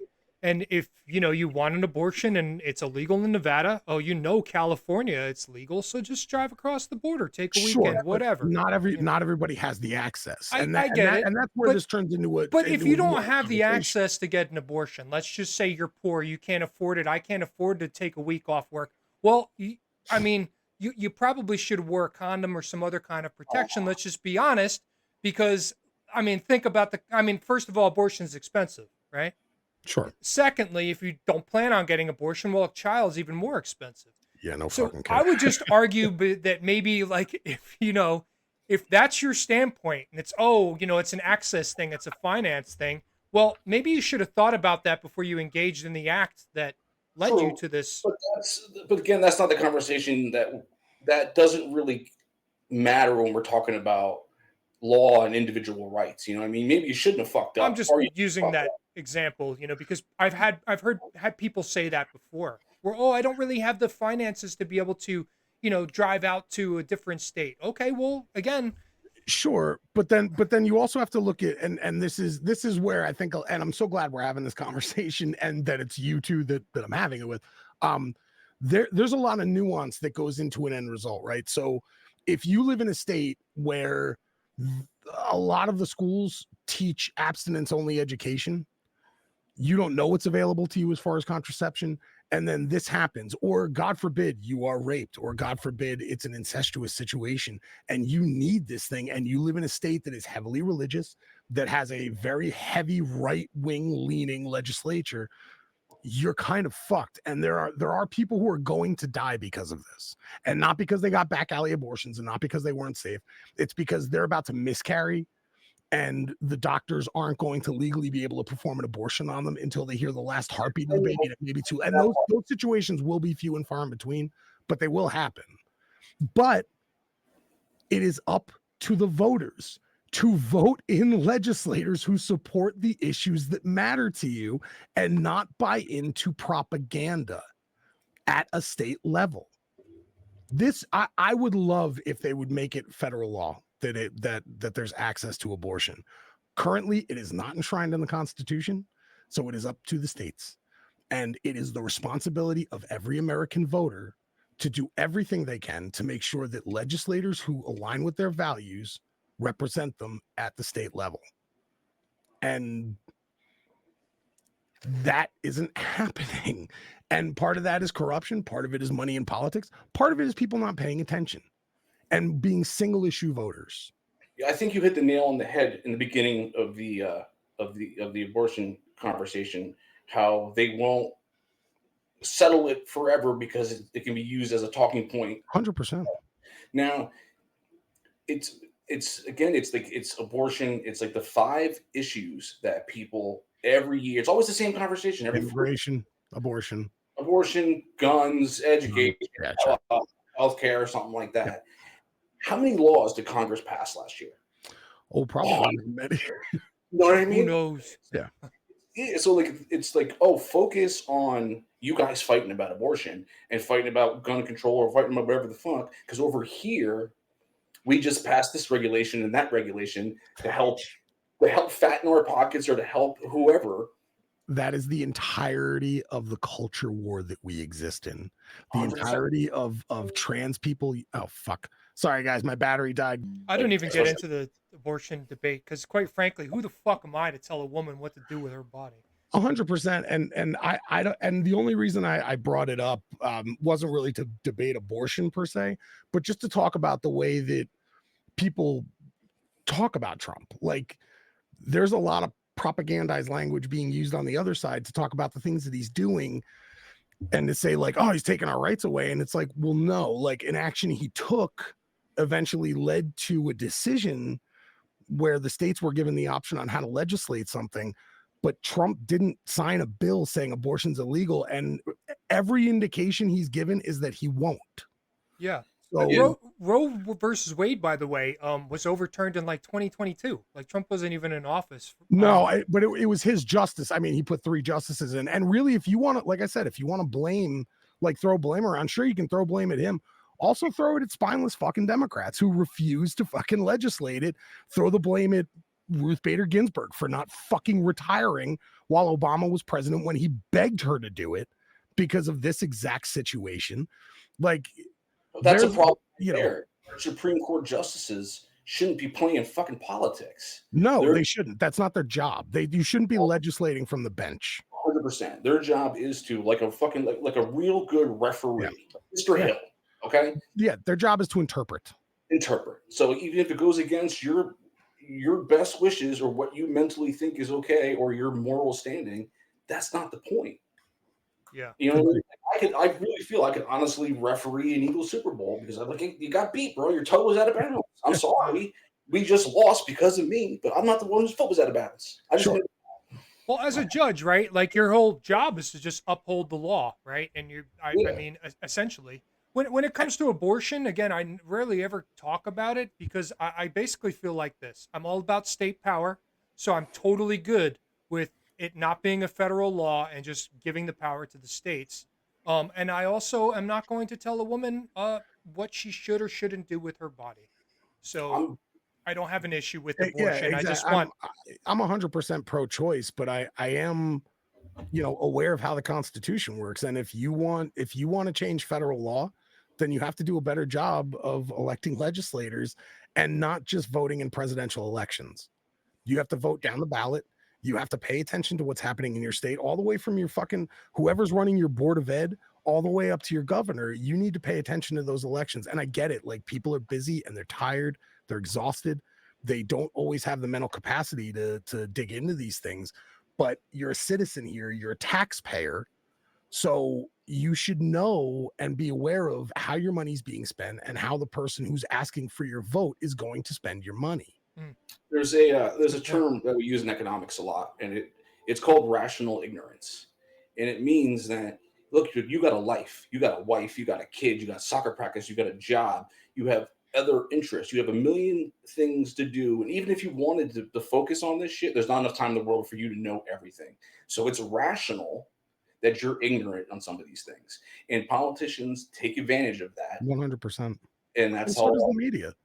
And Yeah. and to act as if any media, any legacy media, and certainly any social media is acting in your best interest is fucking crazy. Like I said, this is all about advertising money. The minute they cut away from a real story to go to a commercial, way back in the 60s or whatever, 50s, when that happened, when media became a corporate interest, it was over. And the thing is like, you can say like, okay, well then we need laws around truth. Well, who's the arbiter of truth? 100%. Who decides what's true? And at this point, the government has zero fucking credibility to make that stand, to say like, no, we're the arbiters of truth. Really? Because you've been lying to us since inception. Like, since you came into existence, you've been manipulating your citizenry to consolidate your power. So why should we trust you to be the arbiter of what's real and what's not to a media company? But there has to, and I think that's what's missing, is some measure of accountability, like I said, towards the media, because I think that estate plays the biggest part in how voters operate and the decisions that they make and the outcomes that come from that.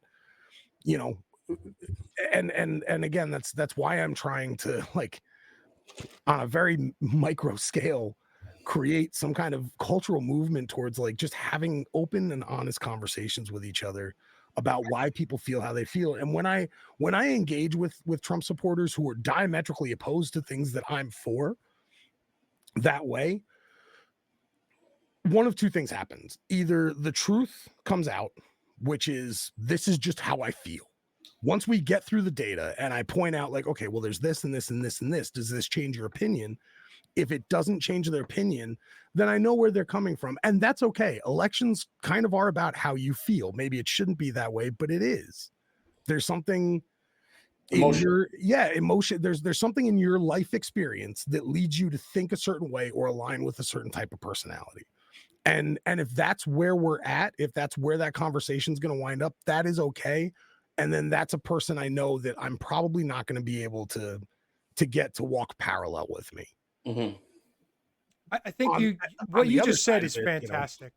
I think that should be the whole idea, right? Is everybody coming together. Let's talk. Let's try to gain an understanding of each other. Using the abortion example. It seems that we're all okay with it. Like Sure. nobody here is against abortion. Well, we might have differences on how it should be enacted. Again, for me, it's power. You know, the state should have the power. If you feel like it should be a federal law, and I think that you know, again, I think that this is important for us to be like, hey, we actually agree on a lot of these things, and maybe disagree on some other ones. You know, Well, 100%. and that's okay. It's okay for us to disagree. We don't expect us to agree on it's everything. like that. It's like that with most issues. It's like that with guns. It's like that with issues on trans people and you know Sure. what rights do they have towards self-determination. In my opinion, I think at an adult level, like when you're an adult, you should be able to kind of do whatever you want as long as it's not infringing on the rights of somebody else, right? So Sure. if 100%. if you feel in your heart that you are born in the wrong body, you should be able to alter your, I mean, you're allowed to get a tattoo, you're allowed to get one of those giant, you know, lack of ear giant spaces in your ear, like at some point in your, like you're allowed to get hair implants, you're allowed to, you know, get an inflatable dick, like you can do whatever you want. So at a certain point, like why shouldn't it be legal for an adult to make that decision? When it comes to kids, I think that's a more nuanced conversation. I think, and I'll get in trouble for this, but like I think if you don't trust somebody to get a tattoo at a certain age, I don't know that you should trust them to be able to make a decision on puberty blockers. That's my Which argument. can have adverse reactions for people when they come off of them. I've seen people get up and talk about using puberty blockers and the regret and the issues that it's caused with their reproductive system, where you know, a woman got up and said, you know, I took these puberty blockers and I realized like I was a dysphoria issue and I really didn't want to change my gender and now I can't have kids. And that's fucked up. Like that shouldn't be happening. And it certainly shouldn't be happening under parental influence or God forbid, like, and this is again one of those hot button things that's hard to talk about because people are very emotional about it, but under a school's influence. Schools should not be able to hide from parents things that are happening with their children. Mhm. And I understand, like, if a kid goes to school and they go home to like, let's just say, like a hyper religious household where they are fundamentalists about their beliefs in, you know, homosexuality or gender dysphoria or whatever, and a kid has to go home to that sucks and it's fucked up. But it is not incumbent upon a government institution like a public school to hide that from the parents. It just isn't. And and not only that, you're putting people in a very odd position. Like teachers did not sign up for that shit. Just like they didn't sign up to be bulletproof vests for children, they didn't sign up to be secret holders for kids either. And if a kid is operating in a way that could potentially have a physical outcome that they may regret one day and parents weren't aware of it, that's a huge fucking problem. And again, it's not black and white. It's a conversation that requires nuance, but this culture and the way that our opinions are reinforced back to us, and like I said before, the way our circular confirmation bias operates, no one really wants to have a nuanced conversation about it. They just want to say either the schools are groomers and evil, or schools are total sanctuaries and kids should always be protected from whatever their crazy parents might do. And it's like, no, there is a place in the middle there. It's something that should be looked at a case-by-case basis. Like kids, like trans kids playing sports, I think should be looked at as a sport by sport and case-by-case basis. Boys playing against girls in chess or fencing, you know, I don't know if that really makes a difference. Fencing, it A does. boy playing field hockey, like a genetic male playing field hockey at a high school level, people get hurt. Yeah. And that's not okay. Like that's something that needs to be looked at. It's just not fair. Well, No, it's that not. comes down to women's rights, right? Like if you actually respect women, Sure. you know. And Sure. chess, I would say, is more of a game, right? Like playing chess or checkers or a board game. You absolutely. know, that intergender is whatever. And there even are sports where the gender doesn't have as much of an effect on an outcome. I know women fencers because I was a theater actor professionally for such a long time, so I know a lot of people who were in stage combat, and a lot of them came from the fencing world. I know women fencers who would crush any man that would come up against, like it wouldn't even be close. because that's not a sport where you're shoving each other and pushing each other. It's technique, it's finesse, it's speed and movement and quickness. I was going to say there's a speed factor there, though. Sure, but a smaller person may be able to move faster. You could So argue that's that what the I'm saying. smaller person is the smaller target, but guys are just generally faster than women. Sure, but my point being that there's not as, what it comes down to for me is more risk. Like, It's low risk, yeah. yeah, like But again, and is to it a degree, fair? fairness, like it, like, you know, Chappelle has that joke, like if LeBron James decided tomorrow that he was actually a man, genuinely a man living in a woman's body, and went and played in the WNBA, he would score 800 points a game. And that's fucking true. Like, it is objectively true. It's the South Park with Macho Man. Yeah. Oh yeah. You know what I mean? Like there are certain objective truths that I think in the, and I think the big problem here is that these conversations get corrupted by fundamentalist values in either direction. There are liberal fundamentalists, especially at a cultural level, but there is a nuanced conversation to have around it, and nobody wants to have that because it's such an emotionally charged thing, and because marginalized people have been marginalized the way that they have. Their lives have been threatened. Their psychology has been destroyed by just years of being berated and made fun of and bullied and tortured and murdered. Like, so I can understand why a trans person, the minute you start getting into this, why a trans person would be like, I'm fucking shutting this shit down, you transphobe fuck. Like, I get it. I do understand. And this is, okay, I'm going to say something that sounds like wokish to preempt what I'm going to say. I understand that I am a straight, white, hetero, cis man. I get all that. I operate with a certain amount of leeway in the world that we live in. I don't love using the word privilege because it makes it seem like privilege is just an economic thing. And I grew up poor. So, you know, there are people who don't look anything like me, who aren't anything like me, who have it much better than I do economically. But there's a certain stigma I don't have to walk around with every day. But we need to get to a place where we stop using history as a weapon against each other. And we stop using what the last person did as a justification for something terrible this person is doing. And where we kind of operate from a place of like, we understand that things have been very fucked up for a long time for a lot of people. We are going to do better, but we cannot. There's a generation of people walking around right now who are using the veneer of oppression that they've never actually felt. And they're weaponizing it in cultural and political conversations and using it as conversation killers.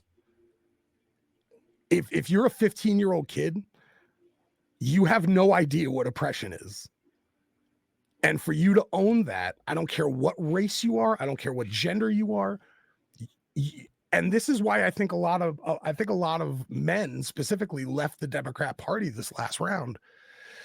You have 18, 19, 20-year-old men who are being held accountable for something they never did. Like, yes, our grandfathers were totally fucked up to women. They were ass grabbing in the office, and they trapped women in marriages where they had no financial recourse to be able to leave a marriage. So they were stuck in these abusive marriages. They've been subjugated, like 100% that happened. 20-year-old women don't have that problem the way that they did then. And 20-year-old men are not inflicting that pain on them the way that they did then, not en masse and as culturally accepted as it was back then. Mm-hmm. Those things still exist, and they probably always, unfortunately, will. It's just who we are. I think what you're saying, again, I agree with it. I think these are divisive tactics. Again, this shows up in the media frequently. I personally, I believe there's an agenda, you know, whether, 100%. And you can look into some of the Doge projects and they seem to uncover this as well. So yeah, I think there's somewhat of an agenda to divide the public. Like I think you had mentioned earlier, you know, whether it's a race thing, whether it's black versus white, Democrat versus Republican, straight versus gay. And it's completely fucking absurd to me. It's So it's critical theory, not critical race theory. The whole theory of critical theory. sure, the whole thing is ridiculous to me. It's all about oppressed, and oppressor. Yes. And that's it. And Sure, it's been whatever it's called, I don't know the terminology. I'll just take your word for it. It's fucking nonsense. So It's I right. work And with. there's something about the current culture that allows a wallowing in victimhood, and especially perceived victimhood. You know, people think that they're victims of oppression and they're not. And like, yes, there are certain stigmas that still follow certain marginalized people around. It's much better than it used to be. Anyone who says that any horrific oppressive thing that's happening in America right now that doesn't involve just money is happening is wrong. Or not that it's happening, that it's worse than it's ever been is wrong. It is better to be statistically, I'll get yelled at for this one. I'll take it though. Statistically, it is better to be born black or gay than it is to be poor in any demographic. You have an opportunity of better outcomes being a marginalized person born into not poverty than you do being any person born into poverty. And that's why I keep making the point about it's not this versus this versus it is the elites, the haves versus the don't have. And they know that. And so they do a very good job of using the media to get us pissed off at immigrants, to get us pissed off at gay people, to get us pissed off at black people or at white people or at men or at women. And the point that I was trying to make before about men and women, the Democrat Party has reinforced this idea that white men are the problem. And I am not about to jump on here and defend like the manosphere or any of that kind of shit. Like I'm not like an Andrew Tate guy at all. I look at somebody like someone who I think is really smart and a really actually good, healthy, masculine role model is Scott Galloway, who you guys may or may not know who he is. before, and I looked him up. And Scott Galloway is a professor of economics, I think at NYU. He's a very smart investor and speaks to young men in a way that I find to be healthy. Like, you can be masculine. It is okay to be a man. And the way he speaks of it is we need to get back to a place where men have good, healthy, masculine role models, where they're allowed to be men without removing the gains that women have been able to make culturally, which is something I wholeheartedly agree with. But I think you have a lot of men who don't feel like they're being heard. And when they try to express that, especially young men, when they try to express like, I don't feel like I'm being heard, the response typically from liberal media is, fuck you. You've been heard for fucking ever. You've been in control for thousands of years. You're the privilege, you're the blah, blah, blah. So who gives a shit what you think? And it's like, well, but I didn't do any of that. Speaking as like a 20-year-old man, like I had nothing to do with any of that. Like I just got here. Well, the first year I get to vote. And you're telling me to go fuck myself. This other guy is telling me not to go fuck myself. So I'm probably going to vote for him. And that's how the media is being used to manipulate people into maintaining this infighting. There has to come a point of like, God, like, and I don't know if I'm the right person to say this or I'm the face and voice that people want to hear this from. We need to get to a place of like a national level of cultural forgiveness. Or maybe not forgiveness, but just of like letting go. And this is something I've been pushing. Like somebody has to be the first one to stand up and say, the past is the past. We are working towards a better future, but I am not going to use past oppression as an excuse to alienate other people or hurt other people or create more cultural infighting that leads us nowhere. Because then you're just operating from a position of like vengeance. Well, it's entirely unfair too, right? Like if your grandfather was a serial killer and he killed dozens of people brutally, right? What does that mean for you? You didn't do those things. No. Just because you happen to be related to the dude, does that mean that you should go through an entire life of apologizing and having to bend over?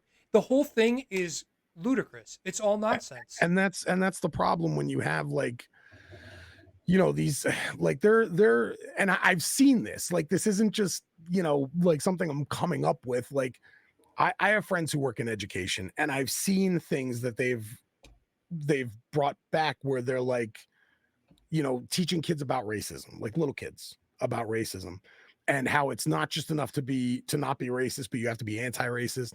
That the oppression of white people towards people of color exists, and you're part of it.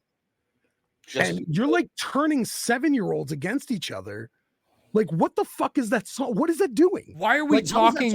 Why are we even talking about this to kids? But the thing is, like, I think it's actually totally fine to acknowledge America's bloody past, and I think that's okay. And I think you can do it in a way where you acknowledge both the bloody past and the ingenuity of the creation of the nation once those things happened, and the way that this country is moved. And this country has been dishonest, and it has acted in bad faith, and it's been horrific. It's also been brilliant, and it's also been a beacon for the world to look up to in certain respects. And I think you can teach both of those things to children who are at an age where they can reasonably identify and break down and understand those things. I think teaching a 6-year-old about how, like, slaves on like sugar plantations were being like strung up to trees and whipped just for entertainment, I don't know if that's the best use of second grade. But like, once you get to high school, once you're in later middle school and high school, you should learn about those things, and you should learn about them honestly. But what you shouldn't learn is that they're your fault, because you didn't do anything. You're 14. You have no responsibility other than knowing it and actively working to ensure that who you vote for never brings something like that back. And that's it. There shouldn't be blame assigned, and you shouldn't have kids feeling self-loathing because of their skin color in any direction.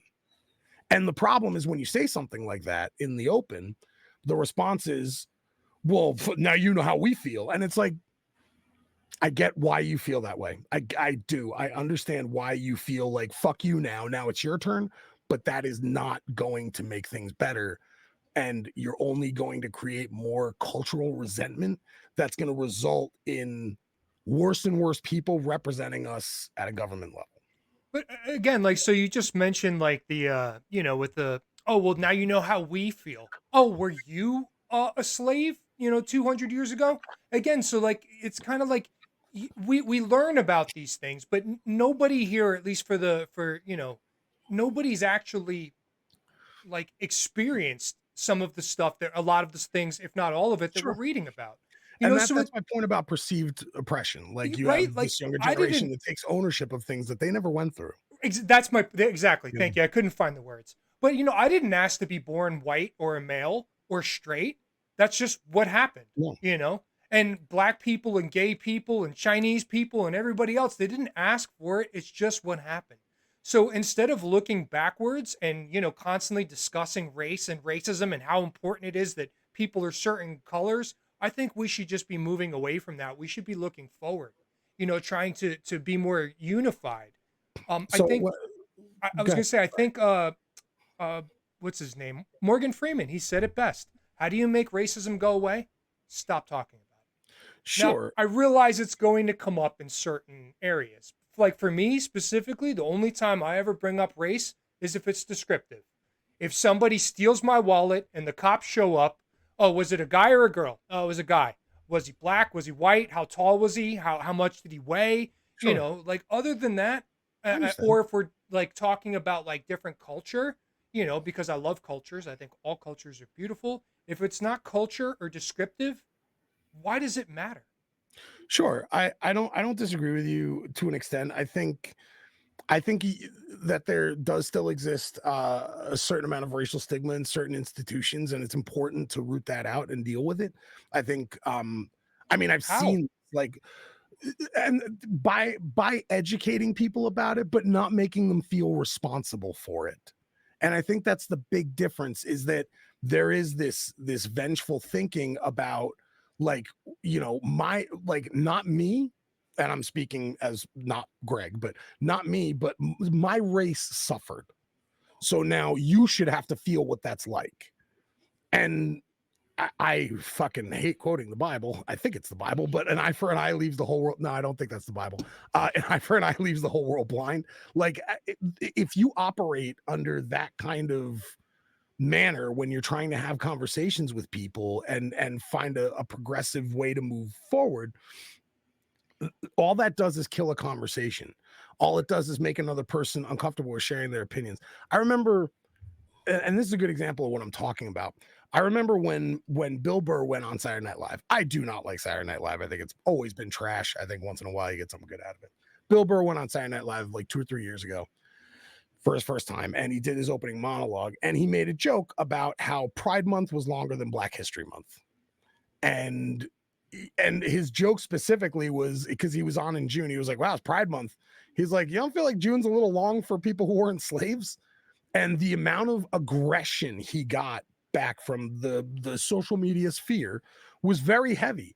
What he said wasn't exactly wrong, but the complaint that people had wasn't that he was wrong. It was that this shouldn't be coming from a white man. And it's like, dude, truth is truth. It doesn't really matter what mouth it comes out of. And we have to start getting to a place where we're able to hear people regardless of their skin color, of their gender, of their ideology, or not their ideology, of their the way that they identify. We need to start being able to just kind of hear what people have to say. And I almost wish that we could have debates and campaigns where you don't see anyone's face. So this way, it's just their where you can't tell what color they are. It's just the context that even matters. Use a voice masker where everyone just talks like this, and that's all you hear, so that you can actually hear what they're saying and not identify them based on how they look, what culture they are, where they're from, what their accent is. Like, I really wish we could get to that kind of place where that's the way that we operate, because so much of our politics is identity. Like, it's, you could have two people saying the same thing. One's black and one's white, and certain groups of people are only going to hear one or the other. Yeah. And that's a problem. Like, we have to get to a place where we don't deal with each other that way, and we do approach one another with an openness to hearing what they have to say without the stigma behind it of, you're fucking white, you don't get to tell me, or you're fucking black, you don't get to tell me, or you're gay, or you're straight, or whatever it is. Like, data's data, truth is truth. So you can interpret it different ways, and that's where the conversation exists. So Greg, going back to what you just said about, not being able to see the other person, right? And that goes right in line with essentially what Morgan Freeman said, like, just stop talking about race. So if I don't see what color skin you are, whether you're gay or straight, because you have a little, because you have a symbol dictating one or the other, I'm not going to judge you on any of that. Yeah. Right. I mean, I'm not going to judge you anyway, because I don't really. No, but you don't walk into the room with a stigma attached to you. Right. Simply Well, I'm going to judge you based on your skin. ideology and not your skin color or how tall or how big you are. I could care less. And that's how you should make a decision, is based on just what somebody's saying, not the mouth that comes out. So if you have a black kid and a white kid, right, toddlers, and you put them in a room together, what happens? They play. They're probably fine. Exactly. They play. And the thing is they may have a healthy curiosity about the difference between them. And they might not even notice the skin color. Sure. So I guess my thing is I agree with most of what you said. I don't like the educating people about racism. Just leave it be, because again, if you put history, like it would be difficult to teach American. Well, you can explain, like, if we're gonna talk about, like, slavery in the United States, or just like the Voting Rights Act or the Civil Rights Act. Like, these are all things that are steeped in racial history, Jim Crow, segregation, desegregation. So in those instances, you're going to have to talk about it because it's relevant to the topic. But no doubt. Again, there's a difference between making the students feel like they're playing a part in it and responsible for it versus them acknowledging it so that they understand the history and how terrible that thing was, so they don't repeat it. But they don't have to own the responsibility of, because they're white, that means they're inherently racist. So, like, we all went to the same school, right? And when you guys, what's that? Let me jump in. I also want to add it in that it's also not the federal government's responsibility to fix it, because you just brought up the Civil Rights Act and all the stuff with Johnson, and the black community is worse off today than they were back then because of Civil Rights Act type stuff. And if you want, I mean, I can give Thomas you the Sowell. argument. I saw a bunch of his quotes the other day. Walter Williams can break. There's an argument to be made for certain things, sure. I'm not talking about voting or whatever, but I mean, desegregation is not a bad thing. No, that's a good thing. Yeah, like I mean, there are certain things that I think needed to happen. I also think that, like I said, I think there is a perception of oppression that exists right now, and there's actual oppression that exists right now. People aren't acknowledging them the right way, and they're not. Again, it's nuance. These things require a conversation around nuance, and having nuanced conversations is not in the best interest of the powers that be. Exactly, of the state, of corporate America. Because again, like, do you know what would happen if the 99% turned and all faced the same direction at the same time?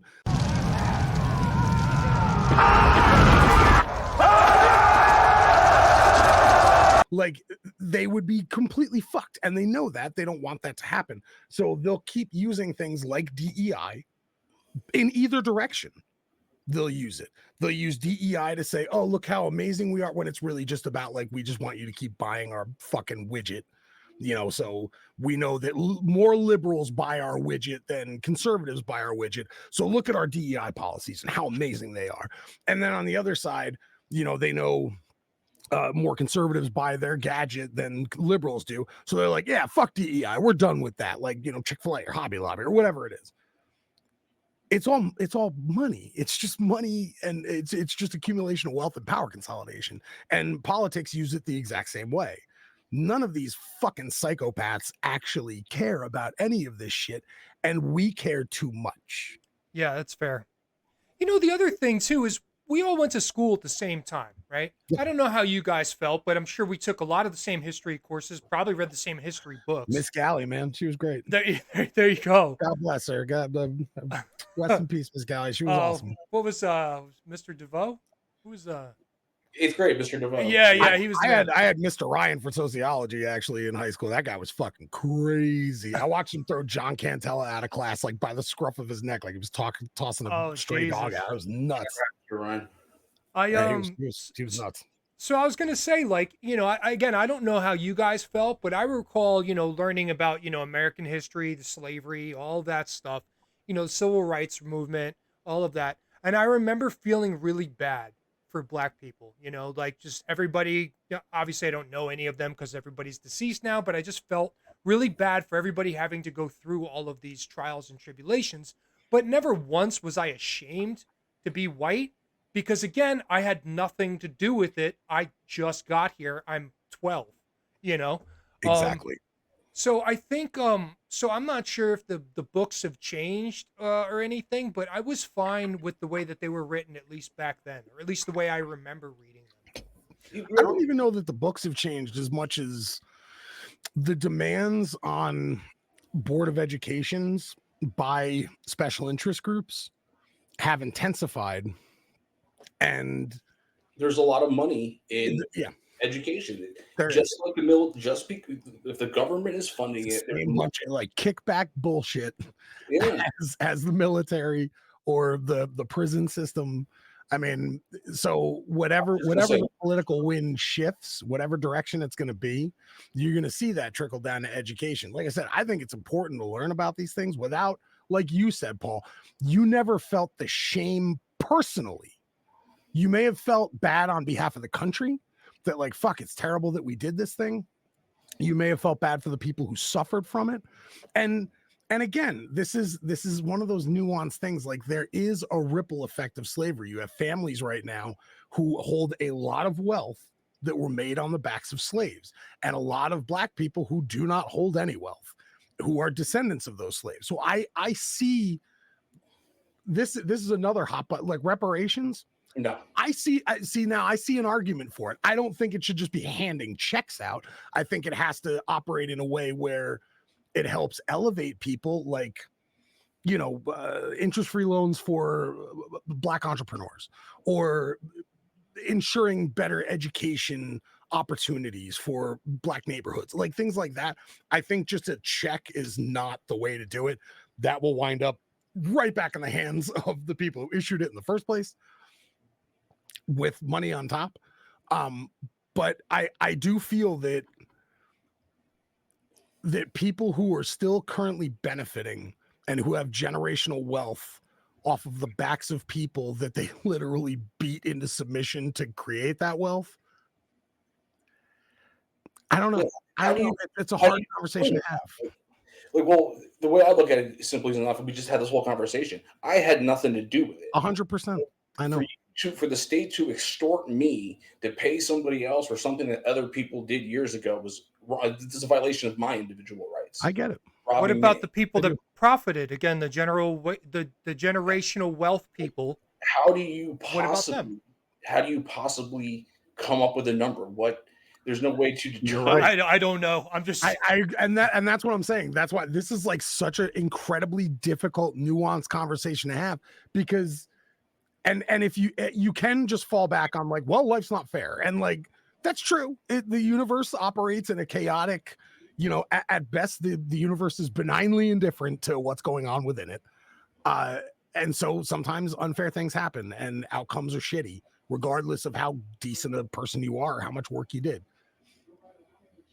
But if we want, I don't know. I don't know what the solution is here. I see the argument for it, and I also understand the argument that you just posed against it. My family, half my family are native, and half my family are immigrants who were basically like fleeing pre-Nazi Europe. So I had nothing to do with it.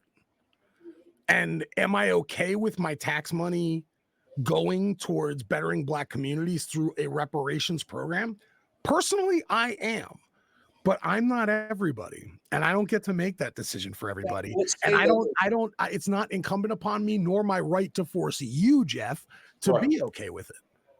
Which is why I'm a huge fan of economics, especially Austrian economics, which is probably going to go against your boy Galloway because he's a Keynesian. He is a Keynesian. Yeah, well, that's why. Yeah, Keynesians. I don't know.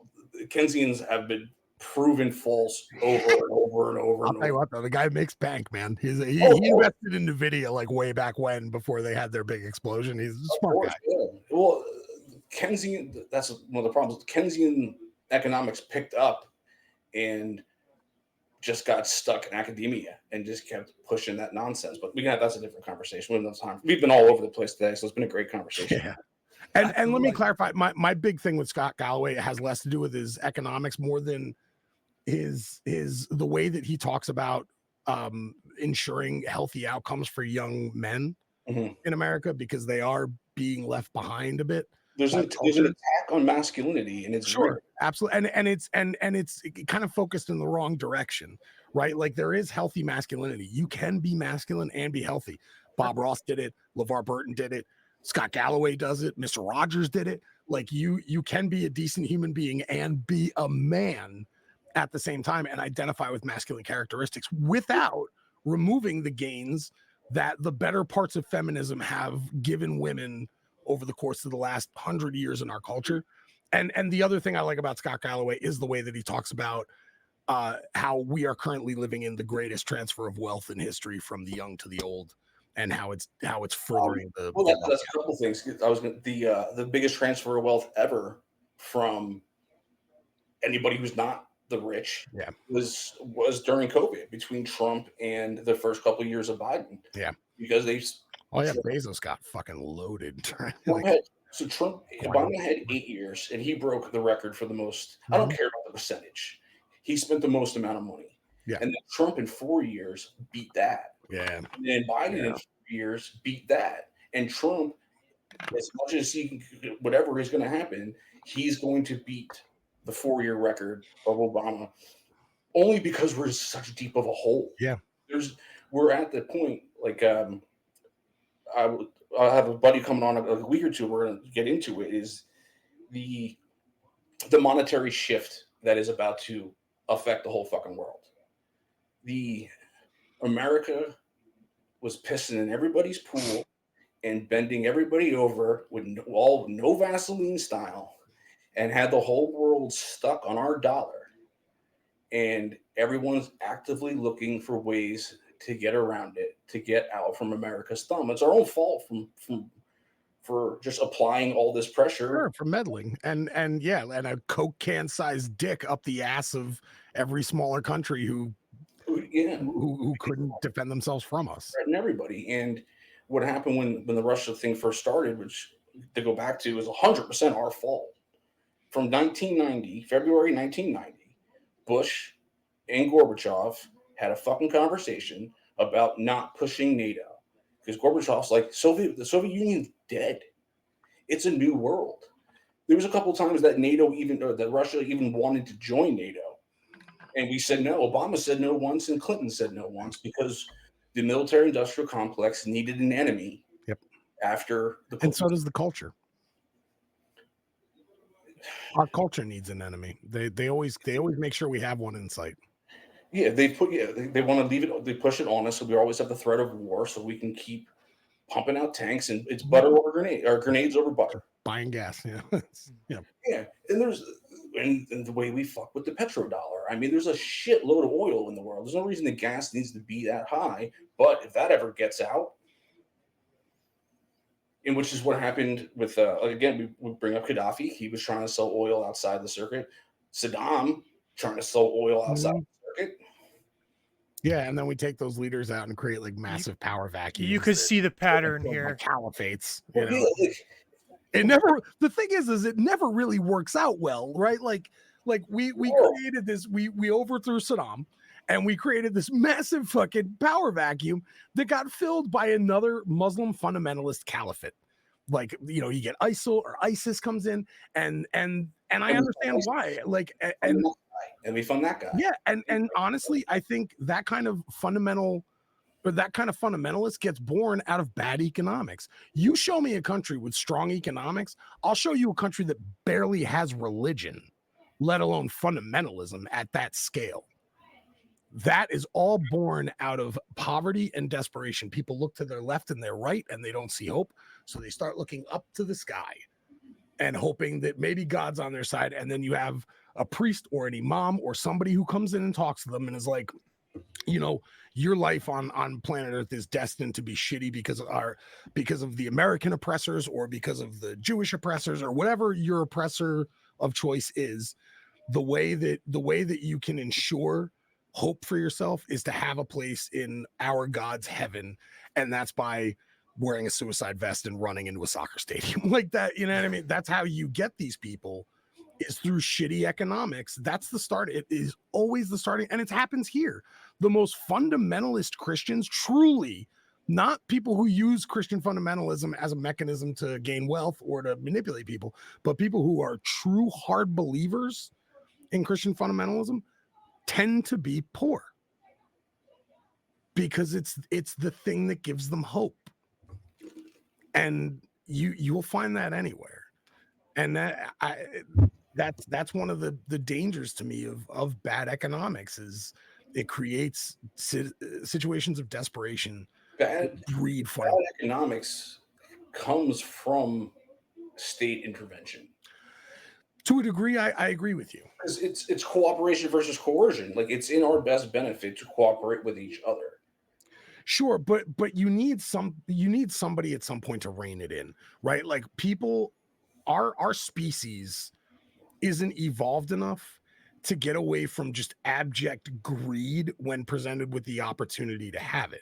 So you can't, like, capitalism, free market capitalism, laissez-faire capitalism has no room for greed. Greed cannot prosper in free markets, because in free markets there would be competition. And then when you have government intervention that limits competition, you end up creating monopolies of a sort. So how do you, then my question, I guess, like, all right, so here's an example, right? I've had this conversation with a few Trump voters who voted for Trump because of RFK, right? The Democrats fucked over RFK and Uh-huh. told him, you know, you can't be on the ballot, which was a dumb shit thing to do. Let the guy run. I think half of what he says is nuts, and half of what he says I completely agree with. Same here. So RFK, one of RFK's biggest things right now is getting high fructose corn syrup, addictive chemicals, and petroleum-based dyes out of food, right? Which I am all for.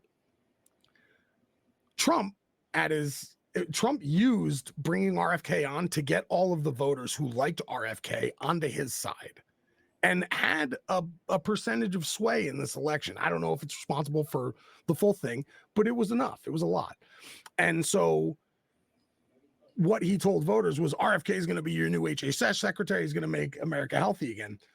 If RFK wants to do those things and get those things out of the food, Trump has effectively neutered him by his congressional speech the other day and saying that for every new regulation, we have to get rid of 10. He's saying that he's going to deregulate business. And not only that, he wants to destroy the FDA, which I don't necessarily always think the FDA is the greatest thing. In fact, I lean on the side of it not being most of the time because of what Paul was saying before about how politicians, you know, they join the FDA and then eventually become a lobbyist. Yeah, the FDA. And the FDA is just as susceptible to corruption as anybody else. They're just as susceptible to kickbacks and all of that shit. And there's no accountability for when they fuck up. 100% because they're not elected. They push the food pyramid on us. They're hired. Cigarettes. Agreed. So, but my point being, companies are not going to remove those things from their food without a governing body or a regulatory body, at least with teeth, to force them to do it, because it's not in their interest to do it. It makes the food cheaper, it makes us buy more of it, and it makes us eventually dependent on it when we get addicted to, you know, soda or Doritos or whatever the fuck it is. So at what point, like, the state has to have a function there to be able to tell these companies, like, you cannot put this shit in the food, because we are so far down the line of it that at this point we're not capable of telling them and keeping them accountable to it, because there are so many of us and we need it. We need the food. So what body? The regulation has made it impossible for anyone offering something, an alternative, to even compete or even get in the market. And again, like you said, that the shit is I'm trying to figure out a way to put this. I agree that we're so far down the road that I'm also not a fucking food expert, so I don't know. Sure, and neither am I. Yeah. I'm just kind of using that as like a talking point that I've had with people who supported Trump because of RFK, and trying to understand like their mindset and how they feel around this moment where these two things are kind of operating. These two people are operating almost in diametric opposition to each other, and how that makes people feel, and trying to understand the perspective, but also just as like a synecdoche of the whole problem of, like, you know, you say you want these things, but now we have a guy who is saying he's going to deregulate, and corporate America has proven at this point that they are unwilling to do positive things or things that work against solely a profit motive and increasing the wealth of shareholders at the expense of our health and safety, without a governing body telling them that they have to, under threat of fines or closure or whatever. It's a governing body that has allowed this to happen, and the ones that made and the ones that made the rules benefit, and they don't benefit from changing them. So, I mean, let me ask you, because you know more about economics than I do. I'm like street level. I have a high school diploma and 2 years of college as a music student. So like anything I know is just some shit that I read and just lived experience. So I for everyone watching, I fully acknowledge a lot of what I say is anecdotal or is just my own thoughts. I'm not like endorsing anything in either direction. But you're a person who understands economics. If someone gave you the power right now, what would your suggestion be? And I'm genuinely, this isn't a challenge, I'm asking.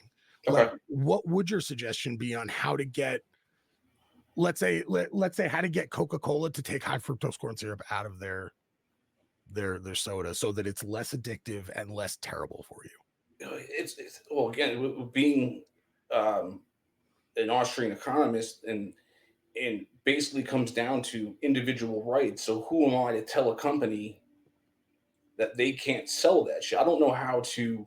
But what if it's poisoning? Like, what if it's cancer causing, or, you know, like, No, how see, do you I get them get to what you're use saying, real though. sugar cane as opposed to high fructose corn syrup? If you could, You can use do from the that through start- economics. from point A, like from the start, I completely agree with you. The minute a thing comes on the market and it's transparent about what's in it, it is up to people to decide, do I want to indulge in this or not? And I do believe in that freedom. I'm a cigarette smoker. if you're only two options on the shelf are Coke and Pepsi. And that's what I'm saying. That's where we're at now because of, and I do agree with you to some degree that regulation has kind of forced anybody who isn't already like filthy fucking rich to not be able to operate well because of the cost of some of those regulations. And some of those regulations are kind of fucking stupid or pointless or designed to enrich through kickbacks. Or, Right. or designed not even for a kickback, Or just to pick a winner and a loser. or to stop anybody else from even playing the game. Sure. And that's lobbied by another company who does a similar thing so that they can maintain a quiet monopoly on an industry. One of the things I learned lobbying, and then I looked deeper into it and getting into the economic stuff, is that a congressman, just for example, can't have someone on staff who's an expert in every fucking thing, right? So you got to rely on experts to tell you what to do, or do we guide you in the proper decision making? And it's usually the company or the whoever is benefiting from the bill will hire a lobbyist to come in, and they'll even write the legislation for you, and they'll just sell you on what you need to know about their whatever the rule might be. And the congressman doesn't have, unless there's a paid opposition, like if it's Coke and Pepsi fighting over more market space, Pepsi's going to spend money on their expert, Coke's going to spend money on their expert.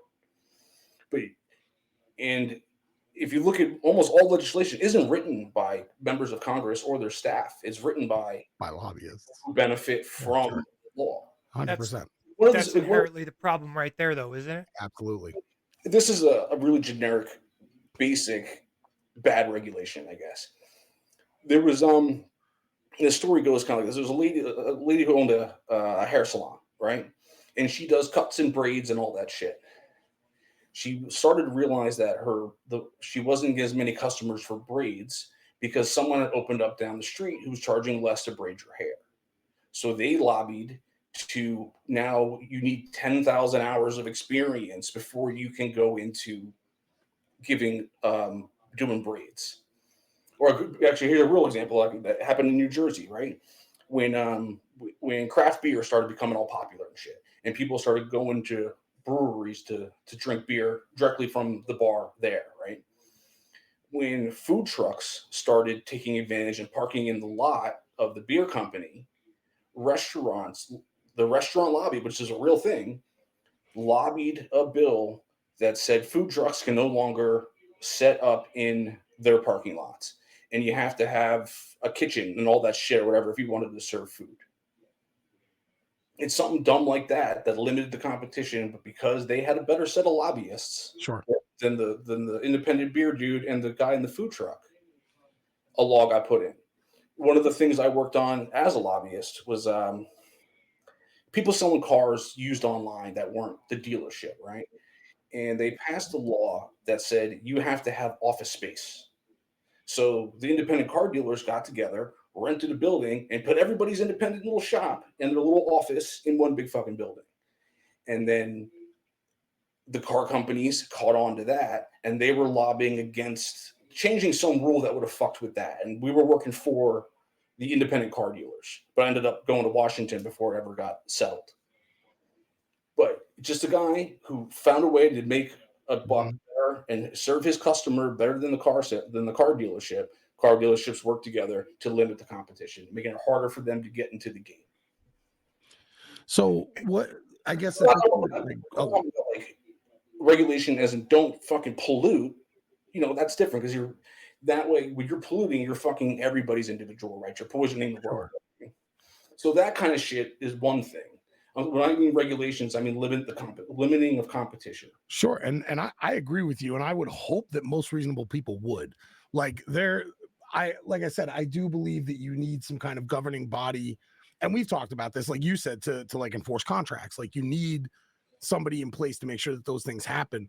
And while I agree with a philosophy of like not open season necessarily, but like within reason, like businesses should be able to operate how they want and provide people with choice. I guess it's tough, man, because I feel like we're just so far down the rabbit hole that It's hard. like if we were at the starting place, I think I would be fully on board with your philosophy around the purpose of regulation and how to regulate and whether or not we should be regulating certain things about business, because I think everybody kind of starts on not an even playing field, but with the same equity of opportunity, right? Like you're starting a business, they're starting a business, you compete. What if now? I'm not saying we don't need a governing body to keep businesses in check. The argument I make is government the best source to do that, or is it the people the best way to come up with it? Like I said, if we were having this conversation like, you know, I know, it's all like 1805, I would totally agree with you. I think the people have been so beaten down and manipulated and so pushed into their corners through desperation, especially economic desperation, that I don't know if the people are capable of holding. I think personally, I don't know if the people are. It's the people who have made the situation shitty are the ones now we're looking to fix it. And throughout Sure. almost every law is trying to fix a problem that a previous law caused. Sure. I don't disagree. I think insurance companies are out of control, like, you know, when it comes to health insurance. And I know government meddling is part of the reason why insurance companies are out of control. Like I do, like I said, man, I hear your philosophy, and I there's a lot of it I agree with. I'm also a bleeding heart, you know what I mean? Like I like that's part of the problem too. Is one thing to fix any empathy satellite array, you know. It's hard to point at one thing. Sure. There's no one cure. There are no cures. There's only trade-offs. There are no solutions, only trade-offs.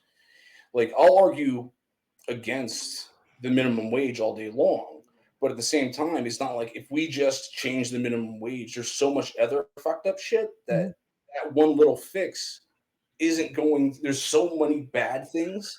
Like Spike Cohen, who ran on a Libertarian vice president ticket in 2020 with Joe Jerkinson, he has a quick. I'll try to find it and we post it up here later. It's like, what would you do? I'll get rid of all the bad shit first. You don't need to I don't need to come in and make any new fucking laws. I'll get rid of all the bad shit first. Sure. I get that. I think, you know, something that I kind of like butt up against a lot with this is just, again, because we are so far down like the rabbit hole of where we're at and how manipulated people have been. I wonder sometimes if we were less big, if states operated as kind of sovereign nations like they're supposed to. Yeah, I mean, like, you know, I do feel like, and I guess, and this is where I'm like willing to be challenged. Like I want federal power because I feel like we need it, but if federal power had been used right in the first place, maybe we wouldn't. You know what I mean? Like I'm willing to have that philosophy challenged because I think,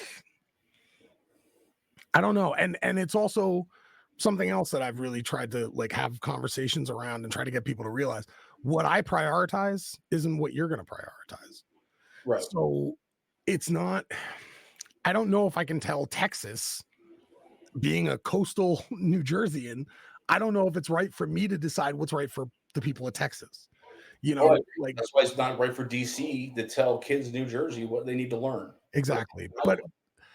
But at the same time, there are certain standards that I think if you are going to be a country this size and you are going to have states operating, there has to be some kind of standard for things, especially like education. Like I don't love the idea of who says schools teaching creationism. Like I just don't think it's a good idea because it's just not real. Like No, that's fine. I think if it's like a Catholic school or something, but you opt to send Sure, your kid that's there, a private school. should they be But- teaching but then at the same creationism in time- public schools? No. The only thing they should be teaching in public schools is math, English, science, Again, history.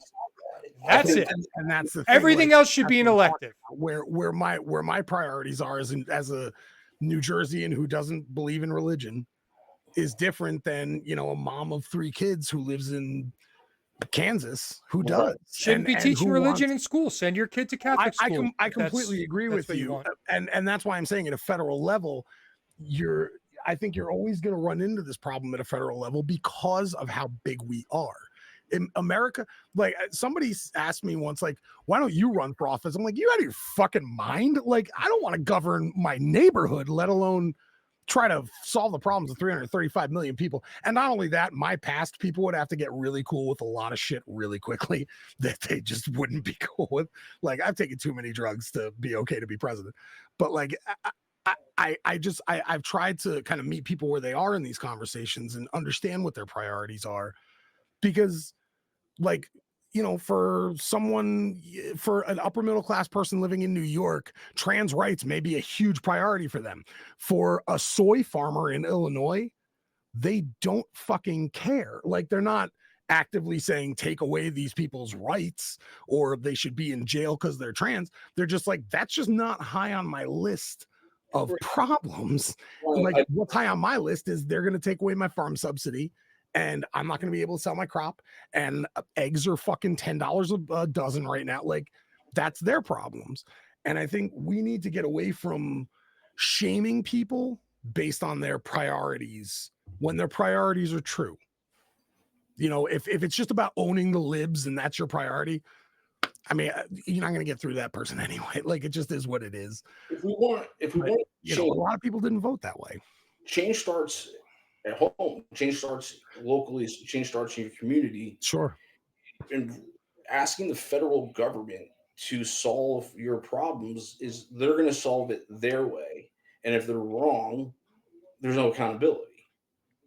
I wish more conversations that I had with people were like this. I wish on social media that provided a platform to have more. I mean, it does provide the platform, but the way the algorithm manipulates people doesn't really leave space for having a conversation that's like this in the weeds and nuance, which is what I think we need. And nobody here has called anybody a fucking asshole because of their opinion on stuff. Like, no one's been like, you know what, Cayman, I'm done, and hanging up the fucking thing or storming off or saying fuck you, or like I don't see any progress with that. And Like, you're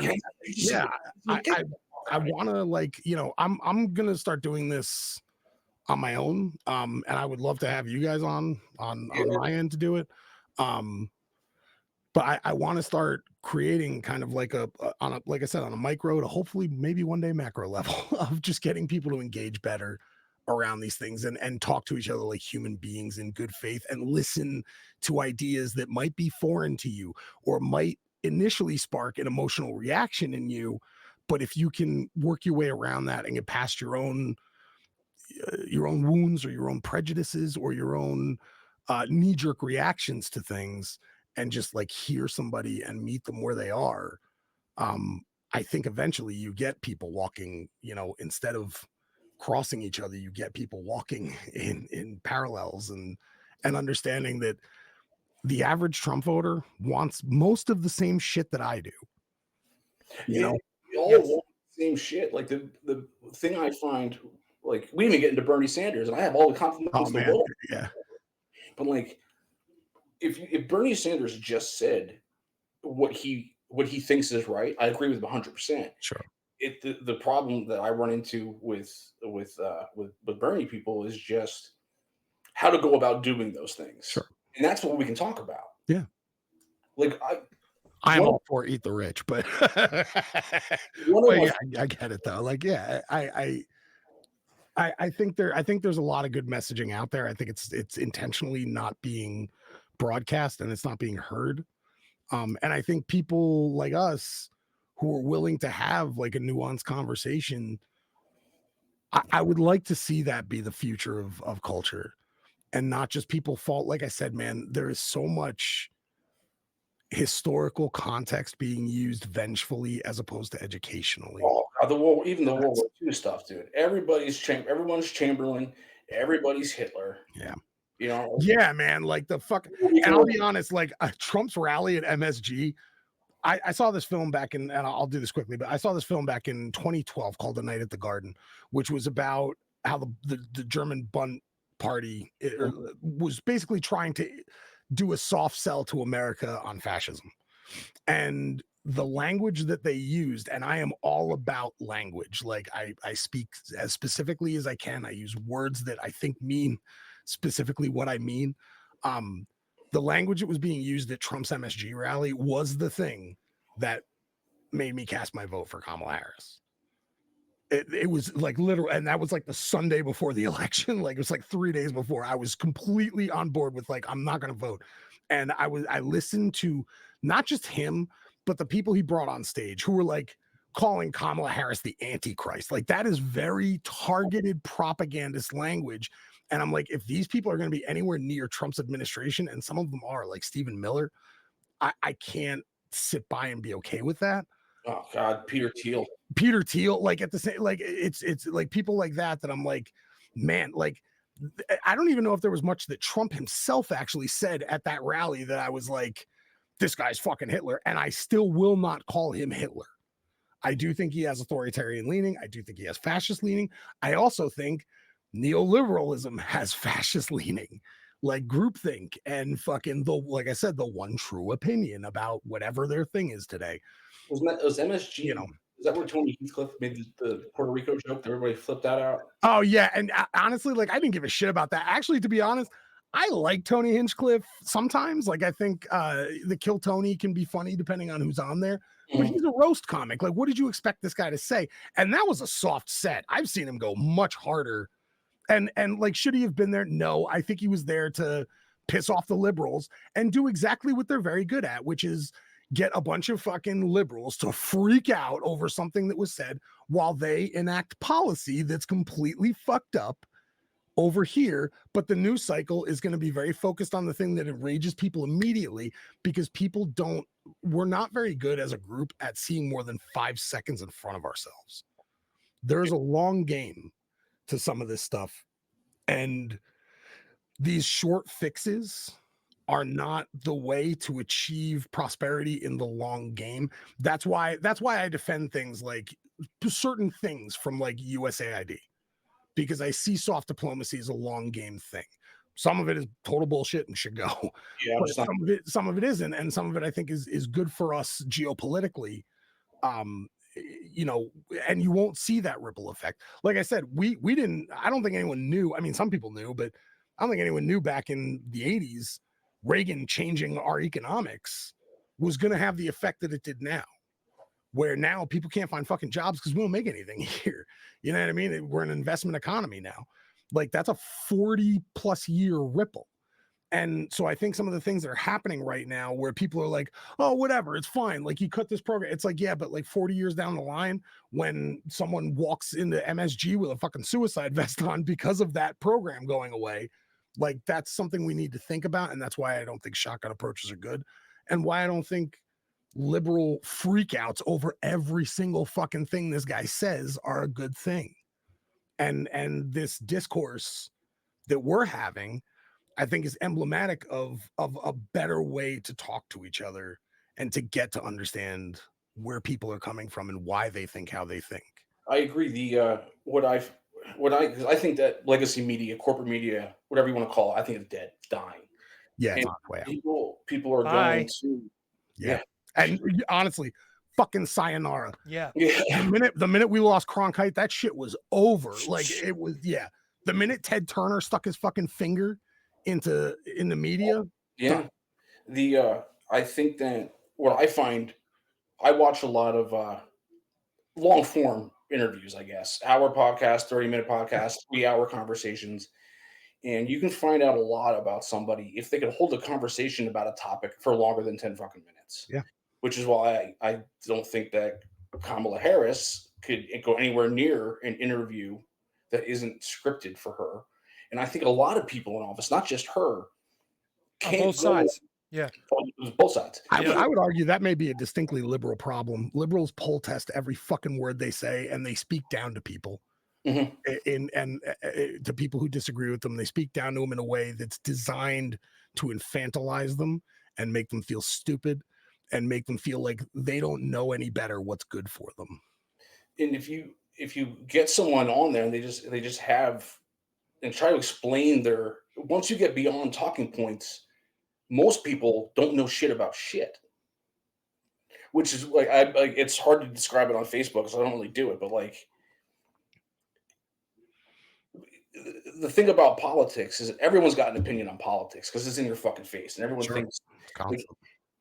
the nobody in government is telling you what's good music and what's shitty music. You know what I mean? Like, or but everyone's got an opinion on economics. Everyone's got an opinion on healthcare. Everyone's got an opinion on what's good for your body or whatever this, and it's all because they talk about it. Like no one ever argues about the shit that the news doesn't fucking talk about. Hmm. You know what I mean? If the media is telling me to put fucking windshield wiper fluid, or headlight fluid in my car, and then my mechanic is like, this guy's a fucking idiot, I'm gonna be like, oh no, the government said that I need fucking headlight fluid, so fill that shit up. You know what I mean? Like you don't know shit. And I don't know. There's a whole lot of shit I don't Sure. know shit. I know a little bit about a little bit of shit, and I'm not an expert in fucking anything. Same. But Yes. and that's the problem when you have media that aligns with either side. Like just like how we were talking before about like our relationship with the state, I believe we should have a healthy skepticism of the state and a certain soft adversarial relationship with the state. I believe media should have that with the state. Like the media is meant to put the state on trial on our behalf Not to cover ensure that, to like and to keep and to maintain accountability. like And when you have CNN, trying to convince me that Joe Biden isn't fucking, like that the only thing on his agenda today is knowing if they're serving navy bean soup in the mess at the White House. Like Yeah. when you're trying to convince me that anything else is going on up there, you are now a propagandist. When you're on Fox News telling me, whatever it is about like Trump or Hegseth or whoever, that like they're acting in your best interest, when it's like, no, these fucking psychopaths do not give a fuck about you at all. Like you are now a propagandist. Legacy media, and now even the fucking Washington Post, who used to be a print bastion of like, I will get good information here, is owned by Jeff Bezos. Like that is completely, how is that possible? That's so fucked up and corrupt. And now his new And thing, then, did you see his new thing for the Washington Post? He wants to change the op-ed system to be I can't remember the exact words, but it's like something I wanted to hear. It's like free markets and individualism or something. He wants to change the op-ed section. Yeah, I don't. There's just so little faith left in the fourth estate. There's so little faith left in government that, and this again is part of the reason why I want to push this cultural change. We only have each other. Like we have to rely on one another. You have to try. Like when I was so I worked on Bernie's campaigns. I phone banked. I did a bunch of shit for both of his presidential campaigns because I'm a hard Bernie guy. I liked Brianna Joy Gray. I like her. Yeah. So her, like I said, Ro Khanna was Bernie's campaign chair in 2020. Okay. When I worked on that campaign, and I would phone bank for people, I called people and I was like, talk to them about voting for Bernie. And I can't tell you how many people I talked to said, I would love to vote for Bernie, but I don't think other people will vote for him. So I'm going to vote for Hillary Clinton because I think she's who everyone's going to vote for. And it's like, you don't have any faith in the person next to you to make the right decision. So it immediately puts you in an adversarial position with them. And Right. and I'm not saying everyone go vote for Bernie. I would love if they did, but I'm not saying they do that. They won't let him. Bernie got fucked. No, I know. And because he's not a true Democrat and he doesn't defend. And that's Democrats' biggest problem. Their single biggest problem is that they are historical defenders of the status quo. Neoliberalism has always been that. It is defense of the status quo, and the status quo does not work for people, for us. And Bernie doesn't defend the status quo. So But when push comes to shove, he pushes it. He'll toe the line. He has. He endorsed Hillary. He endorsed Biden. He endorsed Kamala Harris, and it's a shame that happened. Can you imagine if it would have been, well, it would have been Trump and Biden, and then it would have been Trump and sorry, not Biden. Instead of Trump and Hillary, it should have been. It should have been Trump and Bernie, but Hillary fucked him. And then the whole the Hillary DNC fucked a lot of people, and then they did it, and there's no. You could say a million things to me. There is no way that I will believe that in 2020, when Biden was running like fifth and Bernie was floating between first and second in early days of that that primary, when Buttigieg and Klobuchar dropped out, you cannot tell. I will not believe you for one fucking second that the DNC did not pressure them to drop out and then promise them things. Yeah. Buttigieg wound up becoming transportation secretary. And they used basically a quid pro quo of like, you fucking ditch and Biden will help you out, but you got to throw your weight behind Biden to toe that fucking status quo party line. Neoliberalism is it is the death of democracy as much as authoritarianism. Do you know who Lindy Lee is? She's become kind of popular recently. Yeah. She is a young girl, ran for Congress once, huge fundraiser for Biden. Also a fundraiser for Kamala. Something happened and she got pissed and she turned. So she just did an interview on the Sean Bryan podcast, which I didn't see. And I happened to catch her today on Patrick Bet-David, which I never watch anymore, but I wanted to see who she was. And she comes out and says a lot about, without really throwing a lot of names out because she respecting privacy and whatnot, sure. She was shitting on the Democrats, how people thought about people closed doors. And then she gets into the Bernie thing and how in 2020, I can't remember the guy's name, but there's a big time senator down there who like runs the state and who's a Joe Biden guy. And they finessed whatever to get Bernie out, making Joe the guy, like he said, because Joe was running fifth or fourth or whatever. Yeah, yeah, he was Biden. After South Carolina, there was some maneuvers made.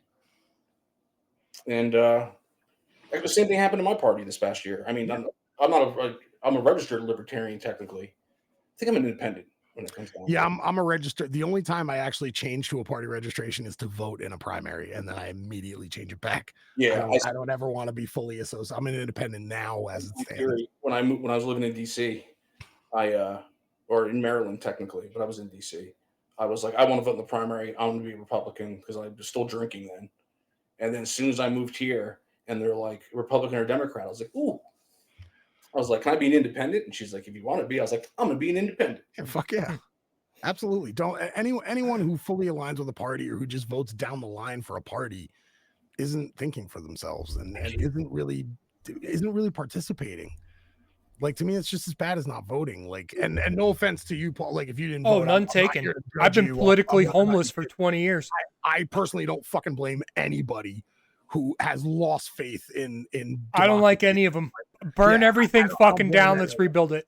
And there's part of me that fucking agrees with that. Like that was my buddy who voted for Trump, and he was like, you know, this system is completely fucked, so maybe Trump will just destroy it. Just burn it all down. Like, you know, I kind of understand like an anarchist position like that, where you're just like, fuck this shit, just light the match. Like, anarchy! Anarchy! There they are. What in tarnation? Anarchy!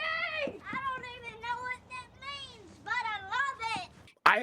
I think Trump and Kamala both led us to the same end. I just think one happens faster. I think it happens quicker with Trump than it does with Kamala. But I think it was both going to come out the same way in the end. We're going to get fucked. That's all it is. There's a good argument. When do we not get fucked? Then that's the problem. There's a good argument that because of the way that the uniparty's been acting for the last 25 years, is that we kind of brought Trump on ourselves. 100%. He is a symptom of the culture. He is not the cancer.